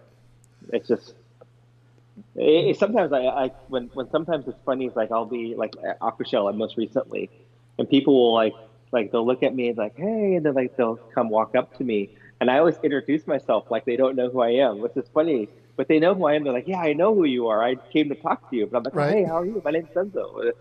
I do the exact same thing. It's funny. Yeah, and it's a beautiful thing. I mean, this community is it's a special group. This group that we're involved in, and for me, and Chicago is like right in the middle of both of us, and to go halfway across the country, and have people there that they know who we are, and all that. It's an amazing thing. It shows you the power of this community. I'm proud to be a part of it, and it is that it's not being recognized at events, but it is the tightness of this community, and the fact that we're all in this together. That's what brought me back to YouTube after I took my break. So After your little break. Yeah, for me, it's, and I actually talk about this in my video that comes out tomorrow because I read a comment from one of the subscribers. But for me, it's when they tell me a story or they share something that has been impactful that I've done. That's what I really like. So like, and sometimes like I'll read them to my wife, like, hey, listen to this comment, like such and such is telling me that, like, so here's an example. This happened. This is maybe a couple months ago, where someone had reached out and said that he started watching my videos and then got interested in African cichlids. And now it's something that he and his 5-year-old son do together, and that he feels like the reason why he and his son spend more time together is because of him watching my videos. And I read that to my wife, like, hey, like, listen, like, this is like, that's what I like. I like when I feel like people say, hey, I love your videos, that's great. But when someone tells me like, hey, like, you did something that helped me, like I didn't lose a fish, or I'm having more fun, or I'm spending more time with my son, or whatever, like, that is really cool. Another one is someone bought one of my T-shirts on my website. I was one of and them. then you were one of them, yes. And then like 2 days later, he placed another order for a different size, and he sent me a picture, and it's him wearing my T-shirt. I think I posted it on Instagram or something. Him wearing my T-shirt, and then his young daughter, like the size small, was like swimming on her. She must have been like 4 or 5 years old. She was wearing my T-shirt and sitting in front of a fish tank. And it was just like so cool to like see that. Like, that's the kind of stuff that, like, brings a tear to your eye. Oh yeah. And that's what I enjoy more than, however many views or, likes or whatever. It's hard to not get caught up in the numbers. We all do it. Every single YouTuber gets caught up in the numbers. But when people tell you stories like that, and it's one thing to put it in the chat or in the comment section or something like that, that's wonderful. But when they tell you that in person, that's a different league right there. And it's, they wouldn't be telling you that in person if it wasn't real. And that's Right. That's a Right. special thing. I need to get caught up on a couple of these super chats, including one really super duper special one here. I don't want to let it out of control because I usually have a window open that tells me they're listed, all of the super chats, but because this is happening the way it is, I don't have those. I got one more here. Let me get back to this. If I miss your super chats tonight, folks, I am very, very sorry. I am definitely not trying to do that. Hopefully you understand it as technical issues. Robert Egan, I believe his second super chat of the night, wants to give us more money and wants to become a member. Hopefully somebody, yes, Candy took care of him because that's what Candy does. Terrence Blanton said, Jamie Thomas. Yeah, there's another one that kind of turned to the dark side. But yeah, love Jamie Thomas. You got to read Lisa. You got to read Lisa's. I did. I've read it already. Lioness Forepaws with the $2 and nothing said. Thank you. Just throwing money at us. I love that. That is amazing, and it always makes me wonder why people do that. And I know there's a couple more here. Lioness just became a member also. I see that. Yes, she did. Yeah. Absolutely. She, Lioness, so I'm assuming she, yes, thank you. Welcome to the team. It's going to be 201, maybe 202. This is not a convenient way of doing this, and I'm sure it is not an entertaining show to watch. Me scrolling through here. I was just telling Zenzo before this how I hate watching people do that. Then the all-powerful Lisa KG Tropicals. This is some lady that stalks me. I don't know what her problem is. She apparently doesn't like me very much. With the $5 super chat, she paid me money to go right back into her pocket. Hey, John, what brand of razor do you use to shave your head? I used yours to shave my legs and love it. I guess you won't be using that one again. Yeah. Yeah, I'm glad you love it. I actually bought the Harry's pack from Walmart. And I don't know how I feel about it. It shaves. It's fine. But I like the Gillette with the ball, the Gillette ball thing. But daggone, the packs of the razors are like $38. It's absurd. Where Harry's is like $10. You get 8 razors or whatever. So, Yeah. But she's just being a rascal because she knows because she buys them for me when I run out. Razors are a racket. Razors are kind of like printers. So you can go out and buy like a new printer for $49, and then you got to buy ink for it, which is $60, and then you got to buy ink for it every 4 weeks or something. And razors, I kind of feel like the same way, where they get you in, and then you have to buy your refills. I think my thing is with razors is I make each cartridge last as long as possible. Now, I'm not shaving my head, it's just my face. But even if like each one's $5, it'll probably last me for me shaving, 4 weeks if I'm careful with it. One razor or one pack? One razor. Oh, wow. Well, actually, I should say 2, because my travel razor and then my home razor are 2 different razors, and I'm shaving when I travel too. So, but yeah, I can make one last. But you're shaving your head, and I get right? about 3 shaves out of a razor, and it doesn't matter what brand it is. I get about 3 shaves, and then I'll start getting nicks and stuff like that. But yeah, I mean, I'm going all over. The only thing I'm not shaving is this. So it's they don't last very long for me. And I mean, I let it grow a little longer than I should probably. I've got very specific days that I shave that line up with YouTube. Like I shave Wednesday nights so that I'm shaved for Thursday when we're streaming. And then I usually shave Saturday nights because I do a lot of filming on Sundays. And then one day in between, I'll do that. And that's why it's not so then it's lasting you once a week then if you're shaving 3 times a week. Pretty much, yeah. Yeah. So I buy a 4-pack, it lasts me a month. Okay. I buy a 4-pack, it lasts me 4 months basically. So see, that's bananas. Three or 4 months. Yeah. We both froze for a second on my screen there. She said, "Read mine." That woman is something. I tell you. I'm going to say it right here because see, she left several hours ago, and I did not have her video done for tomorrow, but it's done now, and I really think it's. I think it's really good, and I think she's going to like it. She's one of those people that never thinks she does a good job. And so she'll record something and she'll give me the SD card and she's like, here it is. And she's like, it's terrible. You're going to hate it.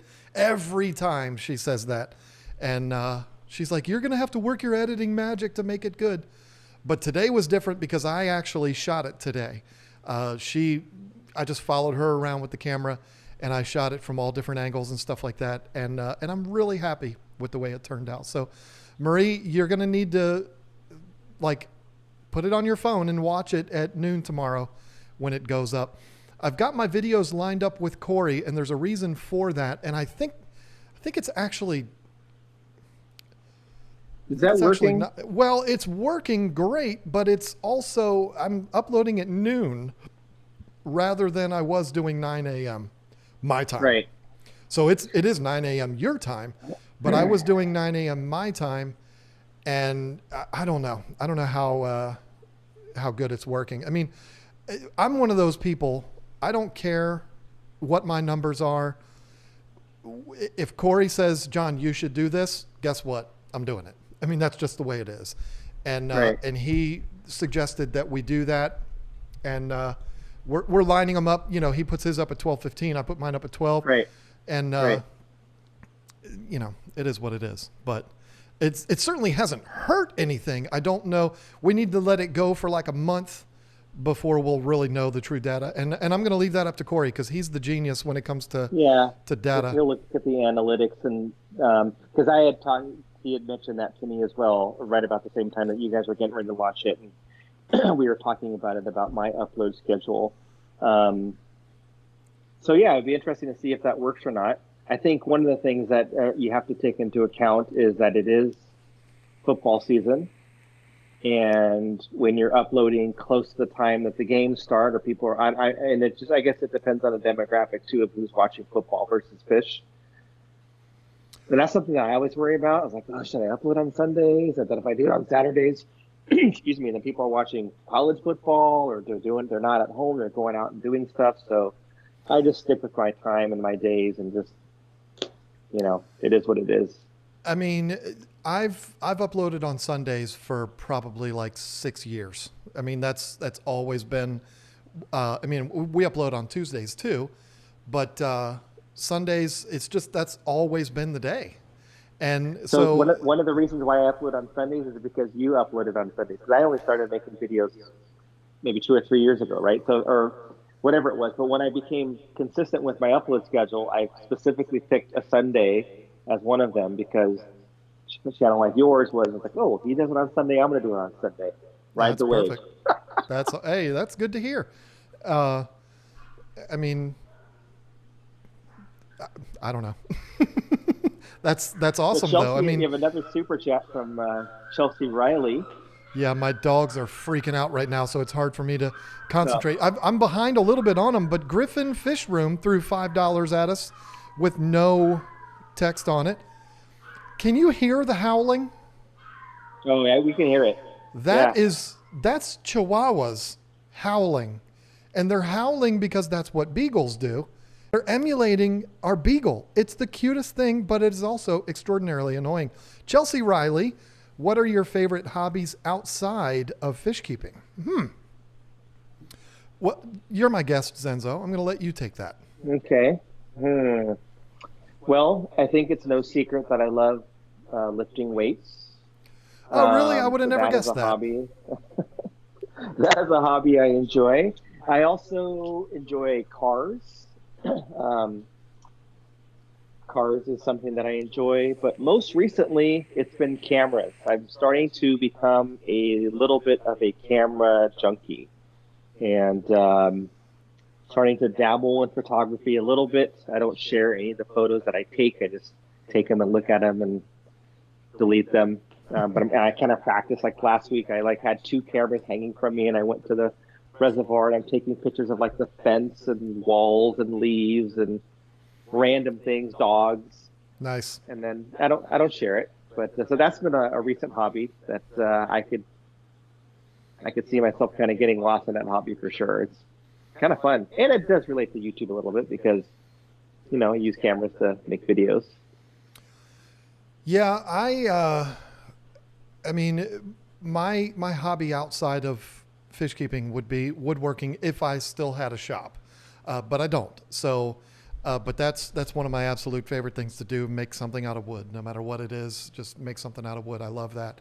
But since I don't have a shop anymore, there's a new hobby. I mean, like right now, because of my work schedule, which is completely out of control, and then with YouTube and everything else, I don't really have any other hobbies. I mean, I kind of consider YouTube, even though I'm treating YouTube as a full-fledged job, the creativity part and the editing part and all of that, to me, is still the hobby side of that. So I'm very much considering YouTube as the hobby. And as an extension of that, what I want to be my hobby is drones. I want to get into drones. I don't have one yet. I was actually going to buy one with, I don't know when your payday is from Google, but when the payday came in from Google, I was going to go and get one. And then this whole thing happened with the microphones and the computer and all of that. So it's going to get delayed a little bit, but I very much want to get into drones. Well, they have the new Mavic Mini. That's the one I want to get. 249 grams, which is the magic number. Yep. And I actually was thinking about the same thing. It's on my Christmas list. Listen, it's on mine too. I don't think anybody's going to get it for me, but it's on mine. Lisa told me, go get it. She's like, when we get the payment from Google, go get it. She's like, you're going to use it and you're going to put some of that footage on YouTube. So it's a business expense. Go get it. Right. But then again, you know, all this stuff happened, and $4,300 later, it's like, okay, the drone can wait, but tried to get the kids. I told her, I was like, hey, we've got so many kids and grandchild and all this, which of course he's 10 months old. He's not buying me anything for Christmas, but I said, tell all the kids, 5 kids, everybody pool their money. It's $400 or $500 with the Fly More package. I said, it's $500.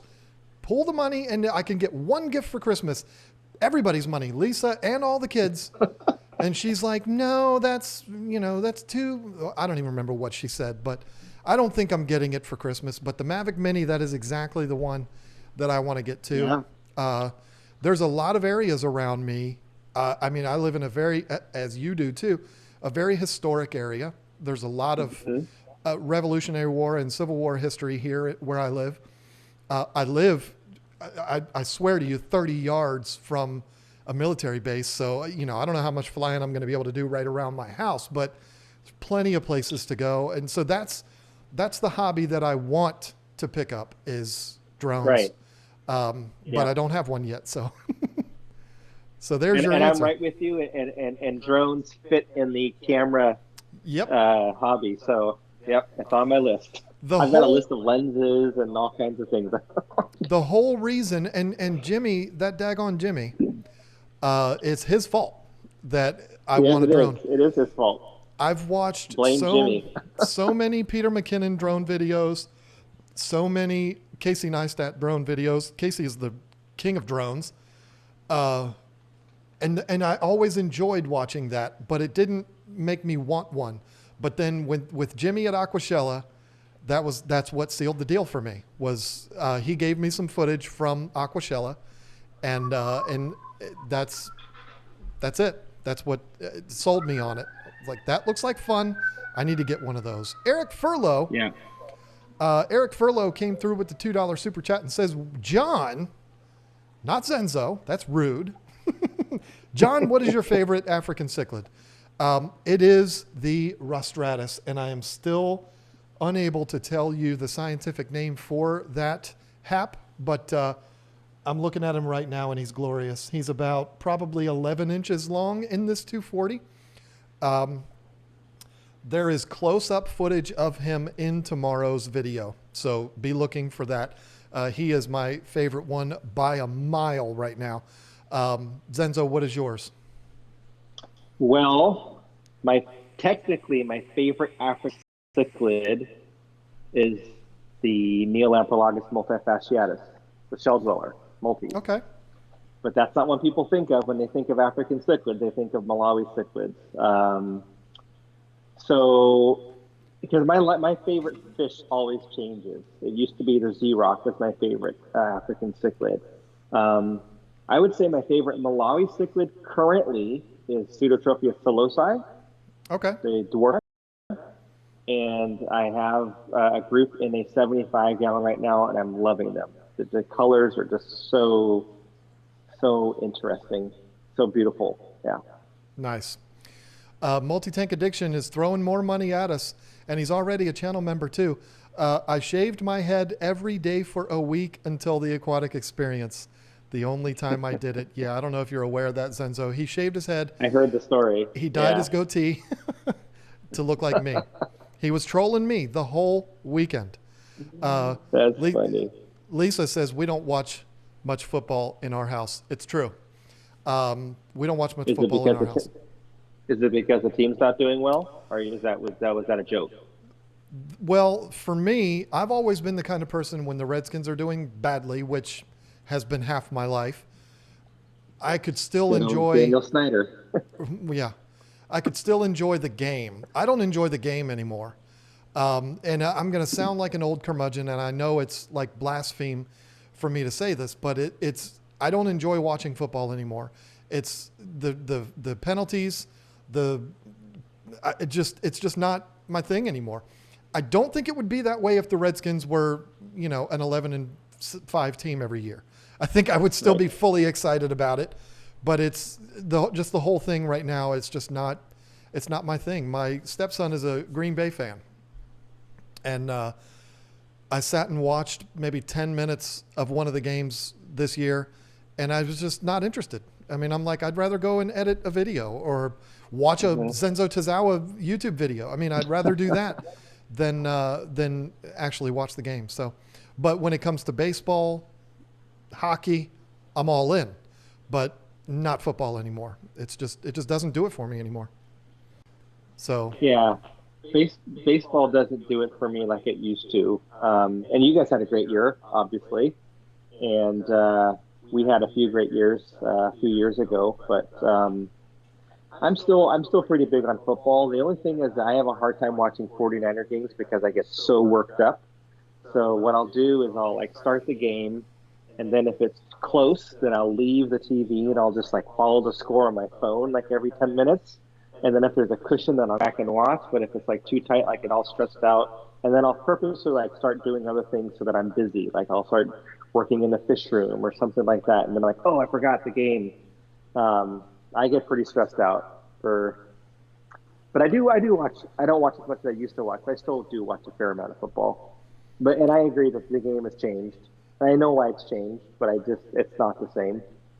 But not like the heyday of the 80s and early 90s for sure. Oh yeah, I mean, and definitely, our teams were at the top of the heap in that decade. Right. I mean, and it's the decade of Joe Montana and Jerry Rice, and then right after that you have Steve Young, and I mean, you were doing pretty well for a long time there. But you're having a pretty nice year. Even though I don't watch it now, I still know what's going on. I still know my team has won one game. And your team has lost one game, right? With our old coach, but it's just not. I don't know. It's not as. I'm sitting here telling you how entertained I am by baseball, and how I could tell you that a baseball game is more entertaining than a football game. I have no idea, because it's as slow paced as golf, but I would rather 10 times out of 10 sit down and watch a baseball game than a football game. And it has nothing to do with the fact that my team won the World Series this year, although that helps. I've been that way for the last 10 years. So the Shrimpsons asks, can you look at my super chat? Had to beg my parents. I did not see your super chat, dude, or dudette. I am sorry about that, but I'm looking at you now. If you put a super chat in, I am terribly sorry. I've missed a few of them tonight, and then he did it again in all caps, which would have made me ignore it before, but here we are. So anyway, don't yell at me. I will ignore your super chat. All right, let me scroll through here. I don't know if I've missed any more or not, but what is that? There are a couple new ones. This is very, very difficult. Oh, here we go. $2 from Loop Noop Hoopy Oops. That's fun. And I said it properly on the first try. You got to give me some credit on that. Memorial for my Red Fire Tux Guppy Bronco, who departed this earth last night. Oh, no. I am sorry about that, Melissa. That is a terrible, terrible bit of news. Barbara Jackson with the $5. Hello. Hi, Zenzo, Lisa, and John. What a fun stream with fun people. Yeah, it would be even more fun if Lisa was sitting here with me, but hey, I understand why she is not. Let me see. I hopefully didn't miss any more. Lisa is very active in the chat tonight. That's very cool. Okay, try to get through here. Soyski, $5. My two favorite cichlid YouTubers. Please continue to have African cichlid content on your videos. Greetings from Singapore. Yeah, I don't think that I'm ever going to not be an African cichlid keeper. I think that's always going to be a thing for me. I can't see there being a day where I don't have them. I don't know. You think you might grow out of them? I don't think I'll grow out of them. I don't make nearly as much African cichlid content as I used to. And I've had people comment on that in the past, or even recently, where I had so many African cichlid videos, and then I started doing other things with different types of fish. And it's not that I don't love my African cichlids, and I still have multiple tanks with African cichlids. I probably have 10 or 15 different African cichlid tanks. So I am sure that I will always have in my life, as long as I'm keeping fish, some type of Malawi tank, some type of Tanganyikan tank. And because it's kind of like my first love, and I just very much enjoy them. I don't nearly make as much content about African cichlids as I used to. That's true. But well, and it's very difficult because I've never had this conversation with you, and I'm not going to ask how you feel about this, but you're trying to grow your channel. Whether you're trying to have it be something that you do for a living someday or not is irrelevant. You're trying to grow your channel just like I am, just like anybody else is. And if you restrict your content to only that, then you can only go so far. So, you have to branch out. I mean, I was the exact same way. For 4 years, that's all I did was African cichlid content. And I loved it because that's what our business was. And, and there was no reason to do anything on anything else. But if you don't start covering other things, your channel won't grow. And if you're trying to grow a channel, you have to involve other things. So yeah, I think for me it's more so I only want to make videos when I feel inspired or interested in something. And not that African cichlids don't interest me, but I do have other interests outside of African cichlids. And so I like keeping lots of different types of fish, and I want to share that with everybody. And it might be a video about Tanganyikans, it might be about my Congo tetras or the 5-star generals or my mud skippers or anything. And I guess I am more diversified in the hobby than I used to be. So I used to be like only African cichlids, and then I'm like, oh, I'm going to keep this, I'm going to keep that, I want a planet tank.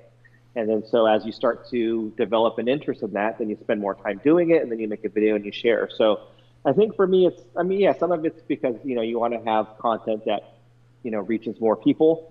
And then a lot of it's just me. I enjoy lots of different types of fish. Like I'm jealous of your tank behind you with the arowana that I currently don't have a tank large enough to keep. And that is something that one day I would strongly consider having, should I have the space for, an 8-foot tank or whatever. So, and I'll have an African cichlid tank next to it or, nearby for sure. Like Copycat. You do. Yeah.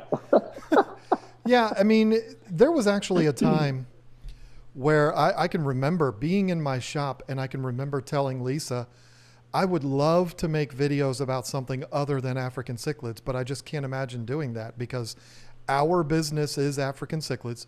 Now it was African cichlids, but back then it's like, if I make videos about something other than African cichlids, it's going to be hurting our business. Boy, was I wrong. But yeah, you know, for so long, I was known as an African cichlid guy. And, you know, people didn't even know that it's the arowanas that got me into fish keeping. So I was keeping fish for like 5 or 6, maybe even longer years before I ever even had my first African cichlid. So, you know, I had them a long, long time ago, but there were a lot of fish that I was interested in before them. But I agree. I mean, I'm always going to be interested in Africans. My cat is biting my hand while I'm letting him lay on my lap, which is that's just mean. Why would you do that? But yeah, I'll always have Africans.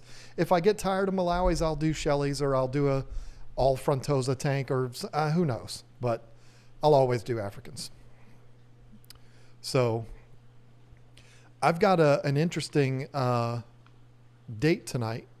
Doesn't mean I have to leave. Lisa's like, wait a minute. Me and 2 of the kids tonight are going to, at 10:30, so we still got some time. I don't know when we're going to shut this down. We're going to watch It Chapter 2, which finally came on Amazon. So I'm really excited about that because I have yet to see that one. I saw the first one in the theaters, and I've been waiting to see the second one. So I'm excited about that. Have you seen that movie? Not the second one. It's out on Amazon already? I think it just came out this week. Okay. Huh. Yep. So that's going to go on my TV as soon as I'm done here. Right. I'm putting that on. Excited about that. Absolutely loved the first one. I saw the original back in the 90s, and I'm super excited about this one because I loved that first one. You said something because you texted me after my stream with Bob, and you were like, you said something about I could talk sports and superheroes all day, or music and stuff. Yeah. But did you say superheroes, or was it just sports and music? I didn't say superheroes, but I could talk about superheroes too. Sports, music, superheroes. I've got an opinion on everything. Every single person that I've ever asked about Watchmen has not seen it, and I desperately want to talk to somebody about Watchmen. So I do have HBO. I haven't watched it yet. I probably will sometime like late December. I'll probably just binge watch it and watch a bunch in a row when it's raining outside and work is slow and I'm not much to do. I didn't love the Watchmen movie, which is maybe why I've been slow to watch the show. I do understand that it has kind of that darker vibe like The Boys, right? Where it's kind of like a anti-superhero-ish kind of way of making a series or a film. So I am going to watch it. So before I see you next time, I'll have watched the whole first series, the first season. Yeah, I mean, I kind of wish I had done it that way because Betty's going to talk about Watchmen again. That's funny. Yeah, I'm desperate for somebody to talk about Watchmen. I wish I hadn't started watching it week to week because now I'm like, oh, it's Sunday, I got to watch it. And of course my screen is freezing up again. But yeah, I would have rather waited like you're doing and binge it all. But it is what it is. But yeah, the thing is, it is dark like The Boys, but it's very different than The Boys because all the boys are not the boys, but the superheroes in The Boys are actually superheroes. Nobody in the Watchmen show has any kind of superpowers. The only superpowered character in that entire story is Dr. Manhattan, and he's not even in this show. So it's not at all a superhero show, but it's people wearing masks acting like superheroes, basically. But anyway, I guess we're not going to be able to talk about not to watch it. We can talk about other superheroes. What is your favorite television show ever? I mean, look at you. You're obviously a guy that doesn't watch much TV, but still. Game of Thrones. Okay. Yeah, easy. Definitely Game of Thrones for best television show. Yeah. How did you feel about the way it ended? Lisa hated it. I didn't love it. Um, I feel like the whole final season was rushed. It was kind of like the Cliff's Notes version of what it should have been. I felt like they didn't develop the story enough at the end, and they just said, "Okay, well, it's the final season, and we gotta have, you know, we've got to have it, you know, come to fruition." And yeah, I mean, it was okay. It wasn't my favorite season, but I still loved it. You know, I still was. I left season 8 very satisfied. We're not going to spoil anything for you here, folks. I was very satisfied, but I needed some time to marinate it for a little bit. You know, like when it was over, we watched it the night that it aired. Lisa was furious. She was like, "I can't believe I just wasted time on that. We've been watching this for 8 years or whatever it is. 8 years, right? And I just kind of sat there staring at the screen, and I was like, I don't know yet. I'm going to need to process this a little bit. And after I processed it, I was like, yeah, I do like it, because not going to spoil anything, folks, but the people that I didn't want to live didn't live, and the people that I wanted to live lived. Yeah. And you know, it's I think it's the way that the people that I didn't want to live, how they died, that I wasn't satisfied with. I wanted a more vengeful death for some of them. Sure. Mainly, well, I mean, if they haven't watched it by now, but the way that Cersei died, like, Okay. I'm like, oh, come on. Like, she needs, like, someone's got to stick a frozen knife in her or something instead of, like, how it happened, right? That's true. That's true. I mean, okay, I will agree. I was not thrilled about that, but because she was like the most hated character on that show, and like the whole time I'm like, okay, she's gonna get it. She's gonna get it. Someone's gonna get her. And then that happened. I'm like, like the way like when Ramsey Bolton from a couple seasons earlier, the way he got it from the dogs, right? oh, that like, was perfect. That's like, oh yes, like that's how it should happen. Or my favorite was when Arya said the North remembers or something, when she went and Walter Frey and Yep. did that whole thing. That was like, I wanted something like that to happen. I just felt like season 8, they just kind of like, I don't know.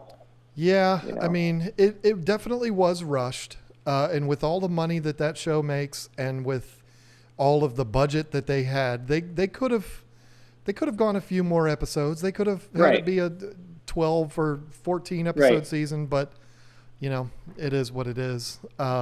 Somebody, let me get to it here. Dally Vigil asked, "What about Breaking Bad?" Well, I wasn't asked what my favorite show is. I asked Zenzo, but if he had returned that question to me, that would have been my answer.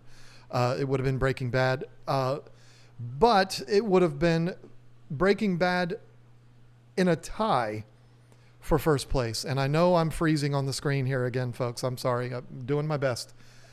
It would have been in a two-way tie for first place, Breaking Bad and The Sopranos. Those are my two favorite shows ever. Yeah, Sopranos is a good one. The Wire was a good one. The Wire was good.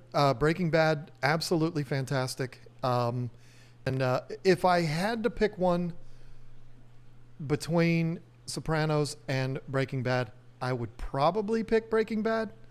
But I don't know. That's tough. How about The Chappelle Show? Two seasons of brilliant comedy. Absolutely, sure. I mean, if we want to talk about comedies, I mean, the Chappelle Show was pure comedic genius. Dave Chappelle is the best thing going right now. But on the other side of that, the other one that does not get the credit that he deserves, that I think is probably the most comedic genius person to ever exist. I'm really pumping it up here, but Larry David from Curb Your Enthusiasm. Curb Your Enthusiasm. And I would actually put Curb Your Enthusiasm over Seinfeld. Seinfeld was a great show, but Curb Your Enthusiasm. And that was his too. Right. That was Larry David. Yeah. Right. but Curb Your Enthusiasm to me would be my favorite comedy show, followed up with Chappelle, with Seinfeld.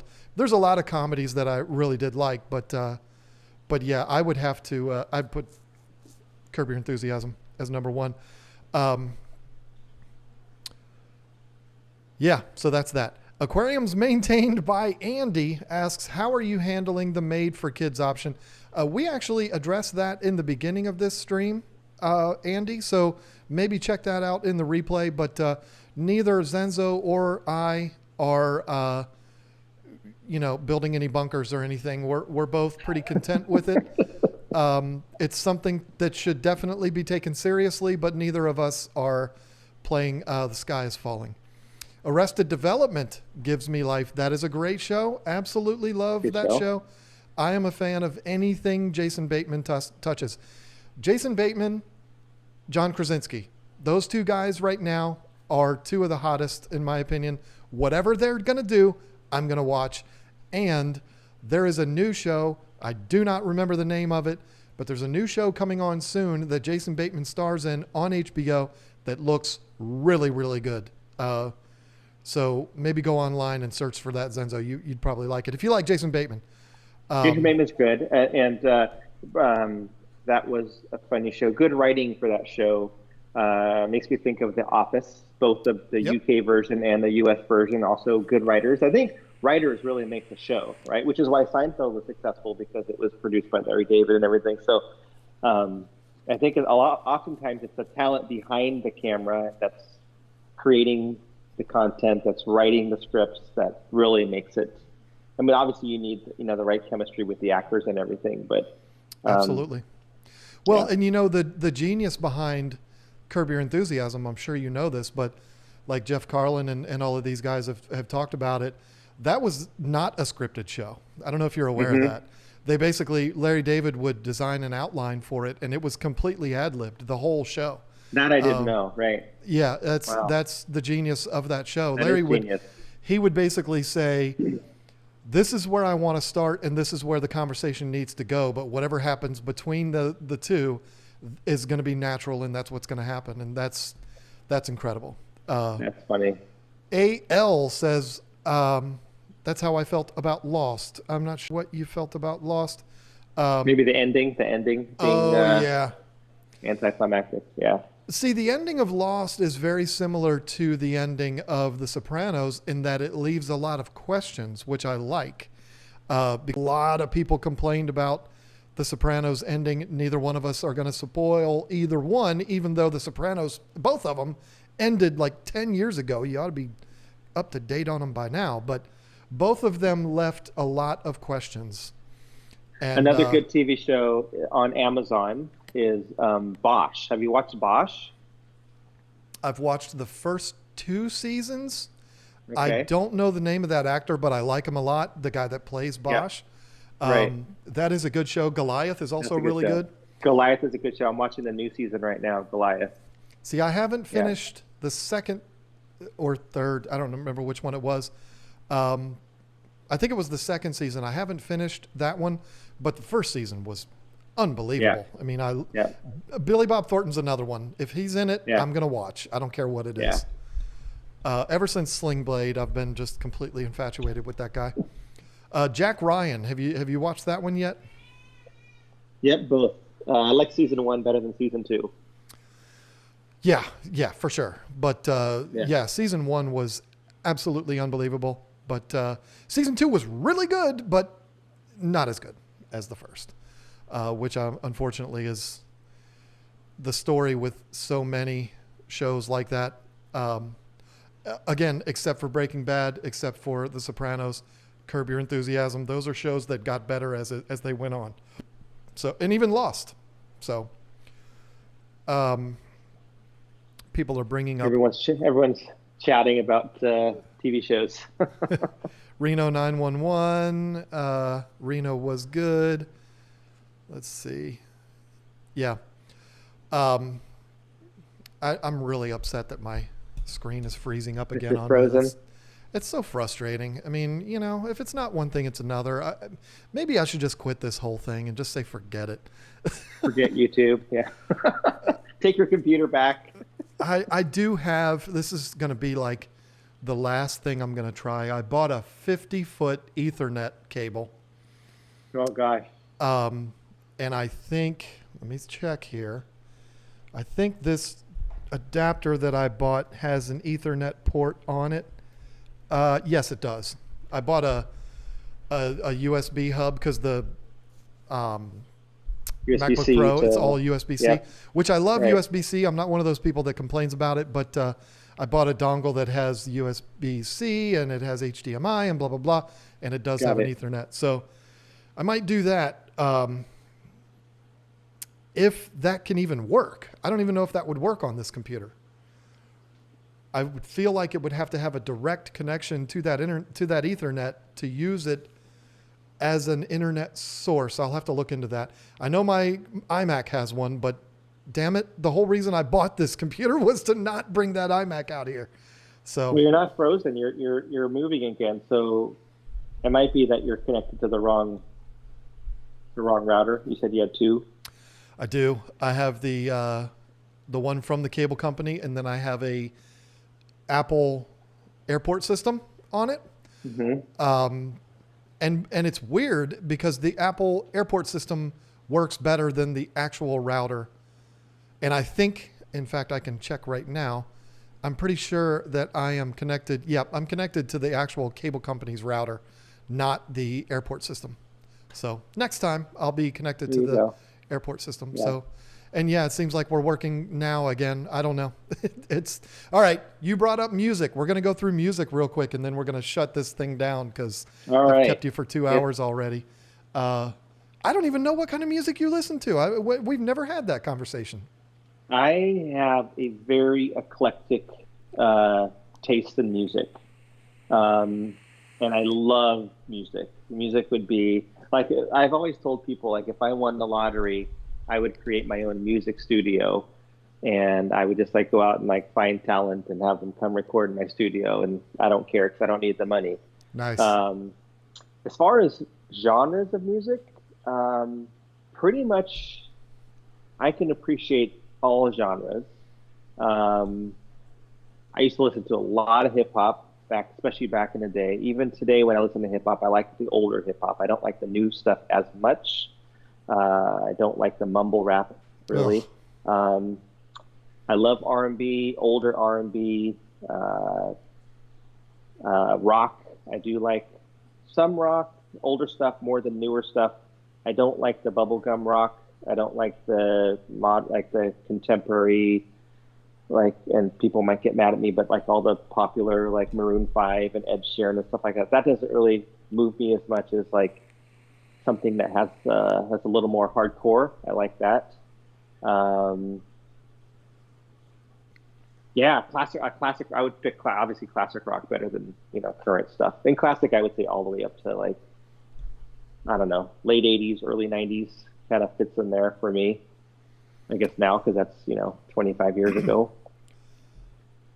I found. But I was listening. Yeah, go ahead. I'm sorry. I was rudely interrupting you. I found a Nope. YouTube channel the other day that is amazing, and I wanted to mention it here if I can find it again. But I think it is Rock Professor Vivo. I'll have to find it, but it's a Vivo channel, so I don't know how serious it is. But let me see. Maybe I can go to my history because I've watched a bunch of this guy's stuff. It's actually a really cool channel. Let me see if I can find here. This guy. Oh, by the way, the guy I was talking about is Ian Corzine. That's the social media YouTuber that I was talking about before. He's a social media lawyer. I'm going through my history here. It's Tozawa Tanks, and I'm not trying to pep you up here. It's because I was getting all of those Here's all those clips. intros from you. Jack Vale, Hey, fish Apple friends. Insider, Multi-Tank Addiction, Brian G. Johnson. I can't find it. I think it's Rock Rock History Vivo or something. Very cool channel. Daggone it. So many videos of the 16-inch MacBook Pro in my history. I'm going to do something, though, that's either going to gain me a bunch of subscribers or lose a bunch. I'm going to go through my artist list on Apple Music. Starting with A's, Alice in Chains, Atlantic Star, Avril Lavigne. Yes, I'm not embarrassed to admit any of these. That not only Atlantic Star is great. Avril Lavigne is Avril great Lavigne, too. I not don't care so what much. you say. Barry Manilow, Billy Joel. You said you had an eclectic list. I'm reading you my eclectic list. Okay. I'm going to start over. Alice in Chains, Atlantic Star, Avril Lavigne, Barry Manilow, Billy Joel, Bob Marley and the Wailers, Boston, Brad Paisley, Breaking Benjamin, Bruce Hornsby, The Calling, The Chainsmokers, Cheap Trick, Chicago, Chris Stapleton, Cole Swindell, Creed. Yes, I said Creed. Darius Rucker, Dave Matthews Band, Default, Disturbed, Elton John, Eric Johnson, Evanescence, Eve 6, Filter, Finch, Foo Fighters, Fuel, Fugazi, Future. I don't know how there's a Future on there because I don't listen to Future. That's funny, right? I don't know how That's that not ended you. up on there. Right. Gavin DeGraw, George Strait, Godsmack, The Goo Goo Dolls, Green Day, Hootie and the Blowfish, In Excess, Jane's Addiction, Joe Diffie. Should I continue? Joe Nichols, Joe Walsh, John Cafferty, John Cougar Mellencamp, Kid Rock, Korn, Lifehouse, Limp Bizkit, Linkin Park, Lit, Luke Bryan, Luke Combs, Matchbox 20, Metallica, The Misfits, Nine Inch Nails, The Notorious B.I.G. Yeah, I said it. There you go. That's a good one. Oasis, very underrated in America, one of my absolute favorite bands. Otis Redding, Our Lady Peace, Pantera, Papa Roach, Passion Pit, Pat McGee, Patsy Cline, Pearl Jam, A Perfect Circle.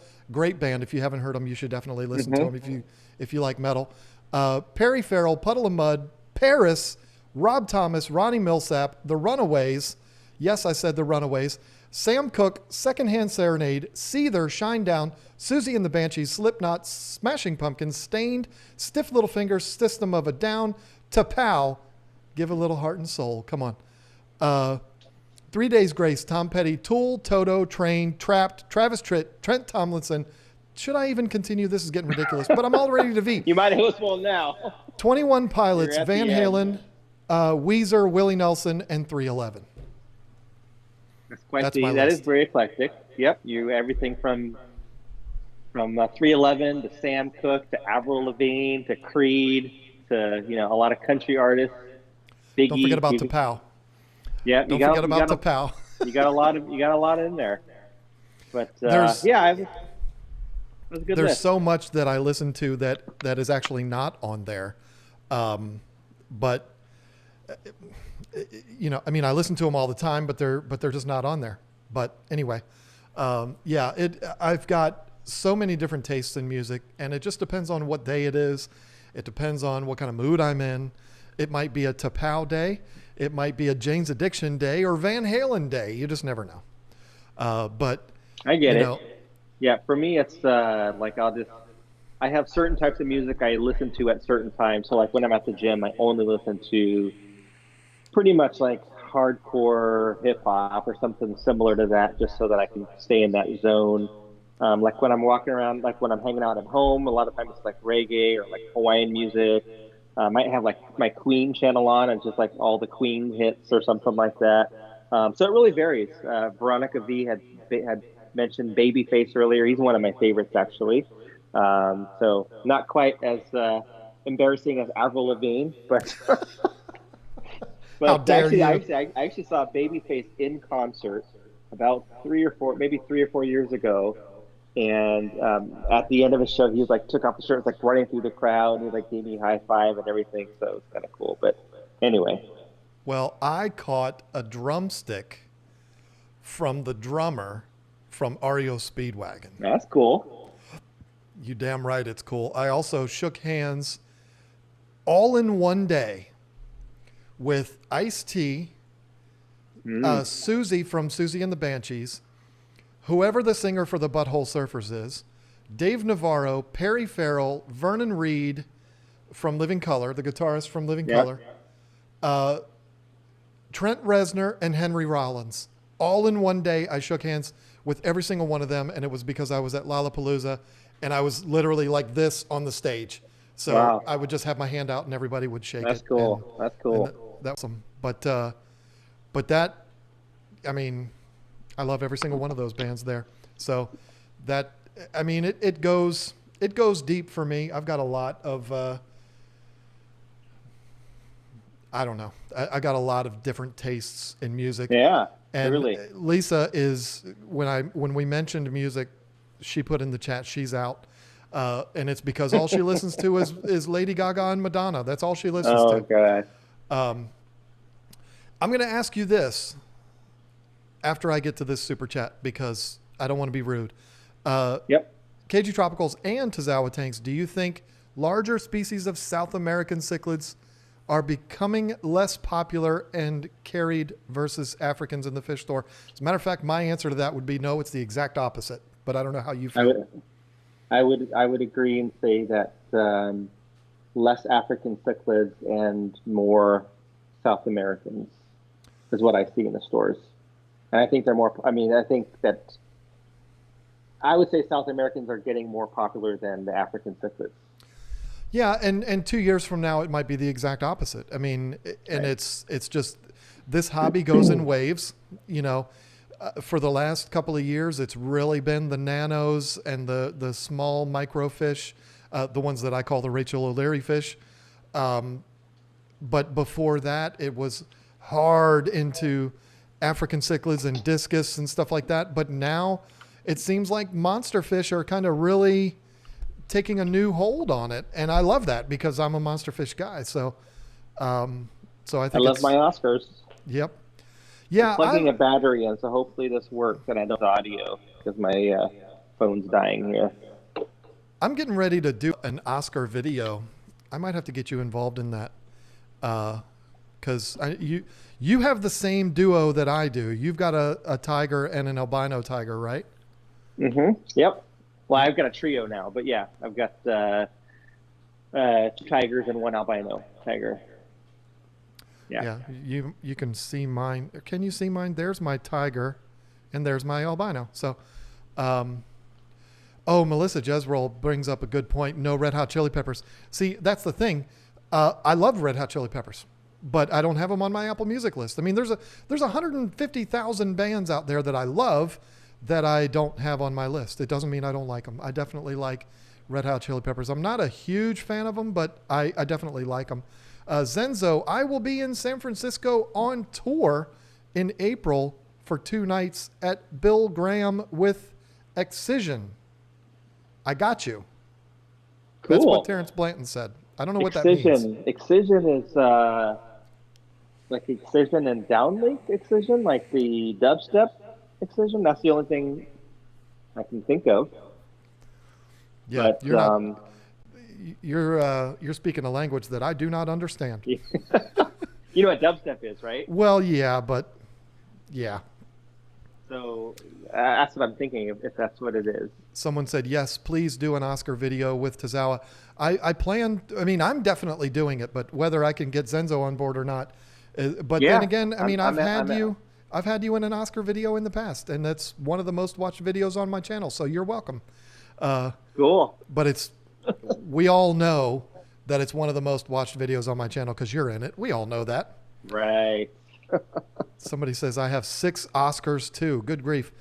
I could see a tank full of Oscars. I actually, when I first came back from my break and I was talking about setting this tank up, I thought about 6 lemon Oscars. That'd be it.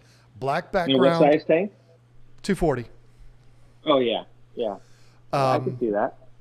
But yeah, I got the 2 in there and I wanted to do 2 and then I wanted to do lemons in there with them, but I got the gold Severums instead, which I love gold Severums. So, but lemon Oscars, I've never owned one. I love them. I think they're the coolest thing ever, but I've never owned one. And that's a shame. I've got a regular tiger, albino tiger, lemon, zebra, and 2 ones I rescued that I'm not sure what breed. There's only like 6 different types, right? So it shouldn't be that difficult to figure out. There's the Lutinos, the albino tigers, the black tigers, the just red Oscars, long fins, and there's one more I can't think of. What am I missing?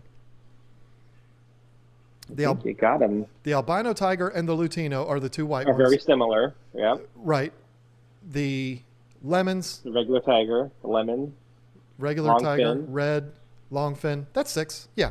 Okay, Yeah. we got 6. So it shouldn't be that difficult to figure out which one they are, but yeah, I mean I don't even really know the difference between an albino red Oscar and a Lutino. I've always thought they were the same. An albino red and Lutino. I was actually reading about that recently, and I forgot what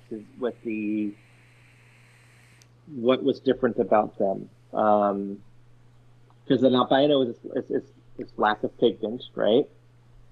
Is there something in the eye where does the Lutino have not the red eye? Well, I don't pigment in know. the eye? The way I've always thought albinos have to have red eyes or they're not true albinos. Because That's if my they, understanding. and you don't, like, my Oscar is an albino tiger and he doesn't have red eyes, but he's an albino tiger. So I don't know. Maybe the Lutinos are the ones with the red eyes or maybe they're the ones without it. I don't know. But Yeah, I thought the albino was the one with the red eye, and then the Lutino had a regular colored eye. That's what I thought. But I don't know. maybe that's what it is. I don't know. But all I know is I love them and I don't care what kind they are. I love Oscars. They're so personable. Yes. There is no better example of a water dog than Oscars, as far as I'm concerned. I absolutely love them, and that's why I'm going to do another video on them. It would be very easy to look at my channel and say, oh, the third most watched video on his channel is 10 things you should know about Oscars. So, duh, that's why he's making another Oscar video. No, I'm making an Oscar video for the same reason I made 300 African cichlid videos. I love that fish, and I always have. And I could talk about Oscars all day long. Oscars and arowanas. I've been asked if you could only have one tank with one kind of fish in it. I mean, only one tank, it would be arowanas and Oscars. But Lutino is more yellow, right? See, I don't know. Zenzo knows more than me. I don't know what the difference between Lutinos and non-Lutinos are. I just think the name Lutino is cool. What do you think of the new Cybertruck? I don't love it. I want to reserve judgment until I see it in person. I've got some friends that I've already put deposits down on them. Really? See, you live in but California. Everybody's rich in yeah. California. Well, I wouldn't say that, but definitely there's the tech people want one, but I don't know. I saw a video where they had like the interior was, I mean, it's just a pre-production model. It's just a. I want to wait till I see it in person. Like I can see the dimensions. So far, it looks really odd to me, and it's not that I don't like wedge-shaped vehicles, but it just doesn't. Because I saw some concepts before, and they looked like amazing. It was like a futuristic blend of like a Toyota Tacoma TRD Pro with like a Model S kind of like flow to it, and that looked great.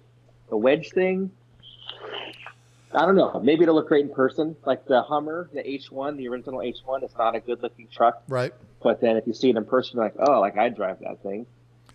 We got better gas mileage. But I watched the reveal live.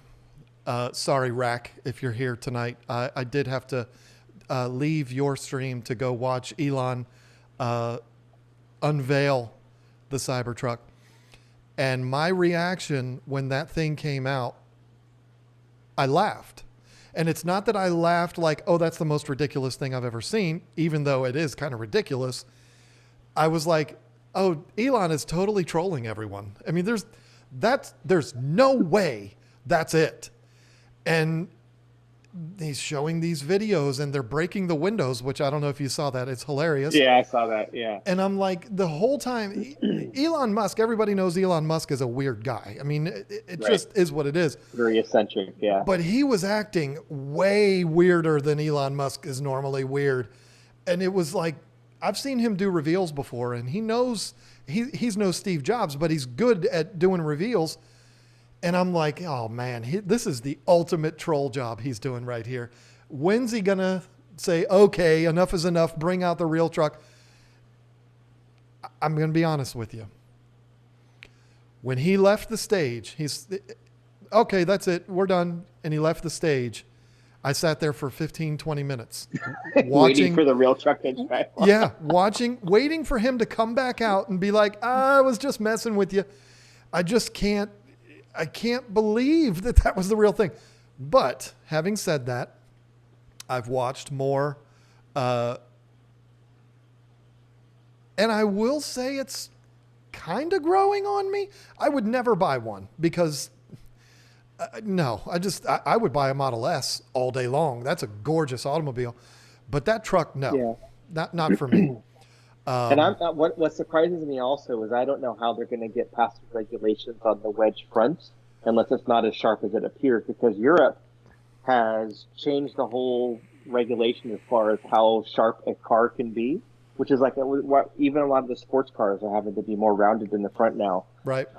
Because of pedestrians. So they want the front of the vehicle to be softer for pedestrians, and they have to be able to hit the car and go up and then hit the hood without anything hard hurting them.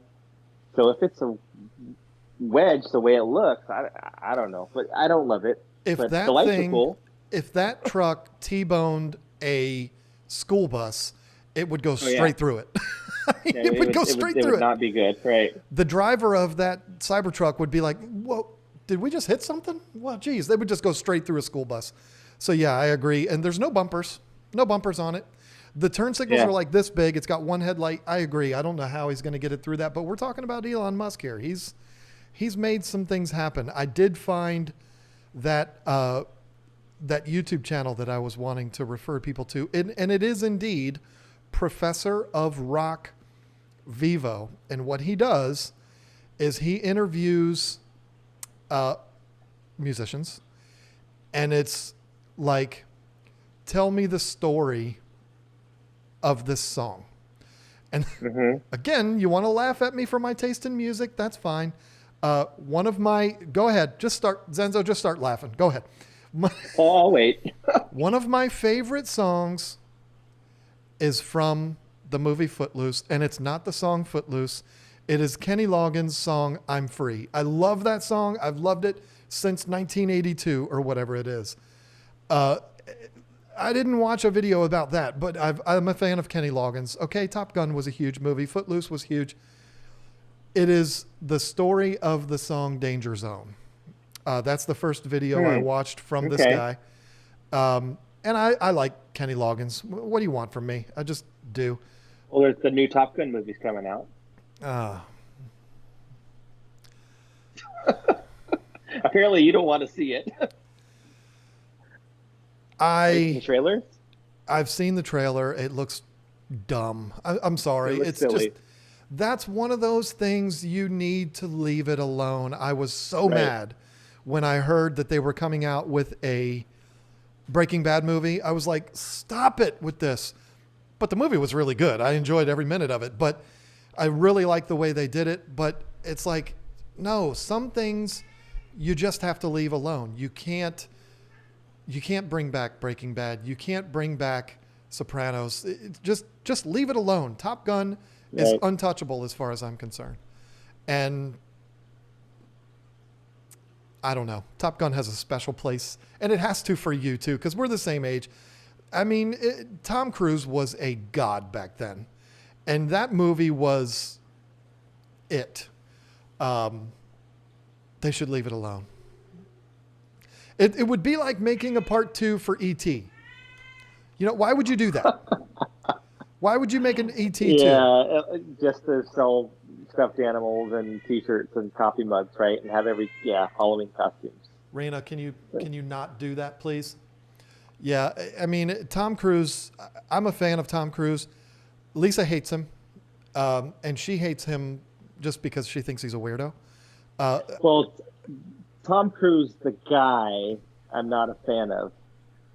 Tom Cruise's earlier movies, I enjoyed a lot of them. even some of the newer movies that he's made, the Jack Reacher movies I enjoyed, the Edge of Tomorrow movie with John Krasinski's wife in it, it was really good. Yep. I mean, he's done a lot of really good ones, but you're right. You go back in the day to Top Gun and The Firm and Risky Days of Business Thunder, and A Few right. Good Men. He was on a roll there for a while. Right. And I agree. He's a wacko in person. But you know what? Most people in Hollywood are. So if you're not That's going to... true. And see, that's what's weird with this woman that I share a home with. She can't stand Tom Cruise because he's a weirdo, but yet she's a huge Madonna fan. Really? I just don't get it. I don't get it. But I don't get mixed up in people's lives outside of their profession. If I was to judge whether or not I will watch a movie based on someone's personal life, I wouldn't watch any movies.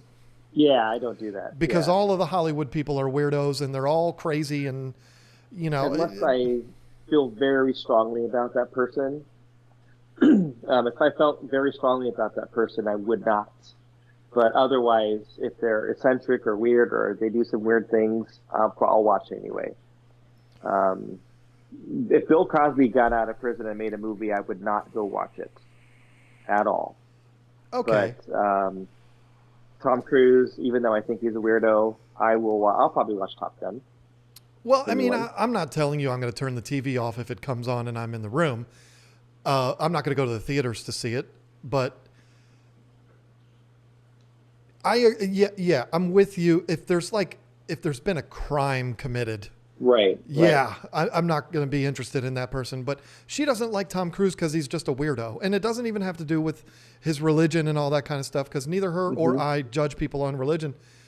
Right. But he's a weird guy. I don't care. Nicolas Cage is a weird guy. I don't care. I mean, Elvis Presley was a weird guy, yet he was a god. There was nobody on earth weirder than Michael Jackson, and he's one of the most brilliant musicians to ever live. Prince, same way. I mean, all of them are weird, but yet they're geniuses. So, how do we feel about Mel Gibson? I love Mel Gibson. Again, I don't care what he said about people and of a certain religion. If I was of that religion, it would have probably bothered me. But Mel Gibson makes great movies. That's what I appreciate. I don't care about him as a person. And I'm that way. I'm that way with everything. I just don't care. I don't have enough energy to care about anything. It does require a certain amount of energy and dedication to feel very strongly about something one way or the other. And, I do feel strongly about some things, but a lot of that stuff I don't really focus any energy on, and I don't have a strong opinion one way or the other because of it. Well, that's me. I have very strong beliefs, sure, but I consider you to be a friend, and if it turned out that you disagreed with me on things politically, that would not change the way I feel about you as a friend. That's what I'm saying. Like, I don't have the energy to care about that. Now, if you went out and murdered someone, that or takes things to another level. Sure. Right. Drowning puppies. I would actually be more mad at you for drowning puppies than I would murdering a person, as long as it wasn't a child. But I mean, that crosses the line. But if we disagree on something, I'm not going to, you and I probably disagree on a lot of things, but it doesn't matter because what does that have to do with things? And the fact is, if any of us ever only hung out with people that we agree with 100%, we would all be living in black rooms.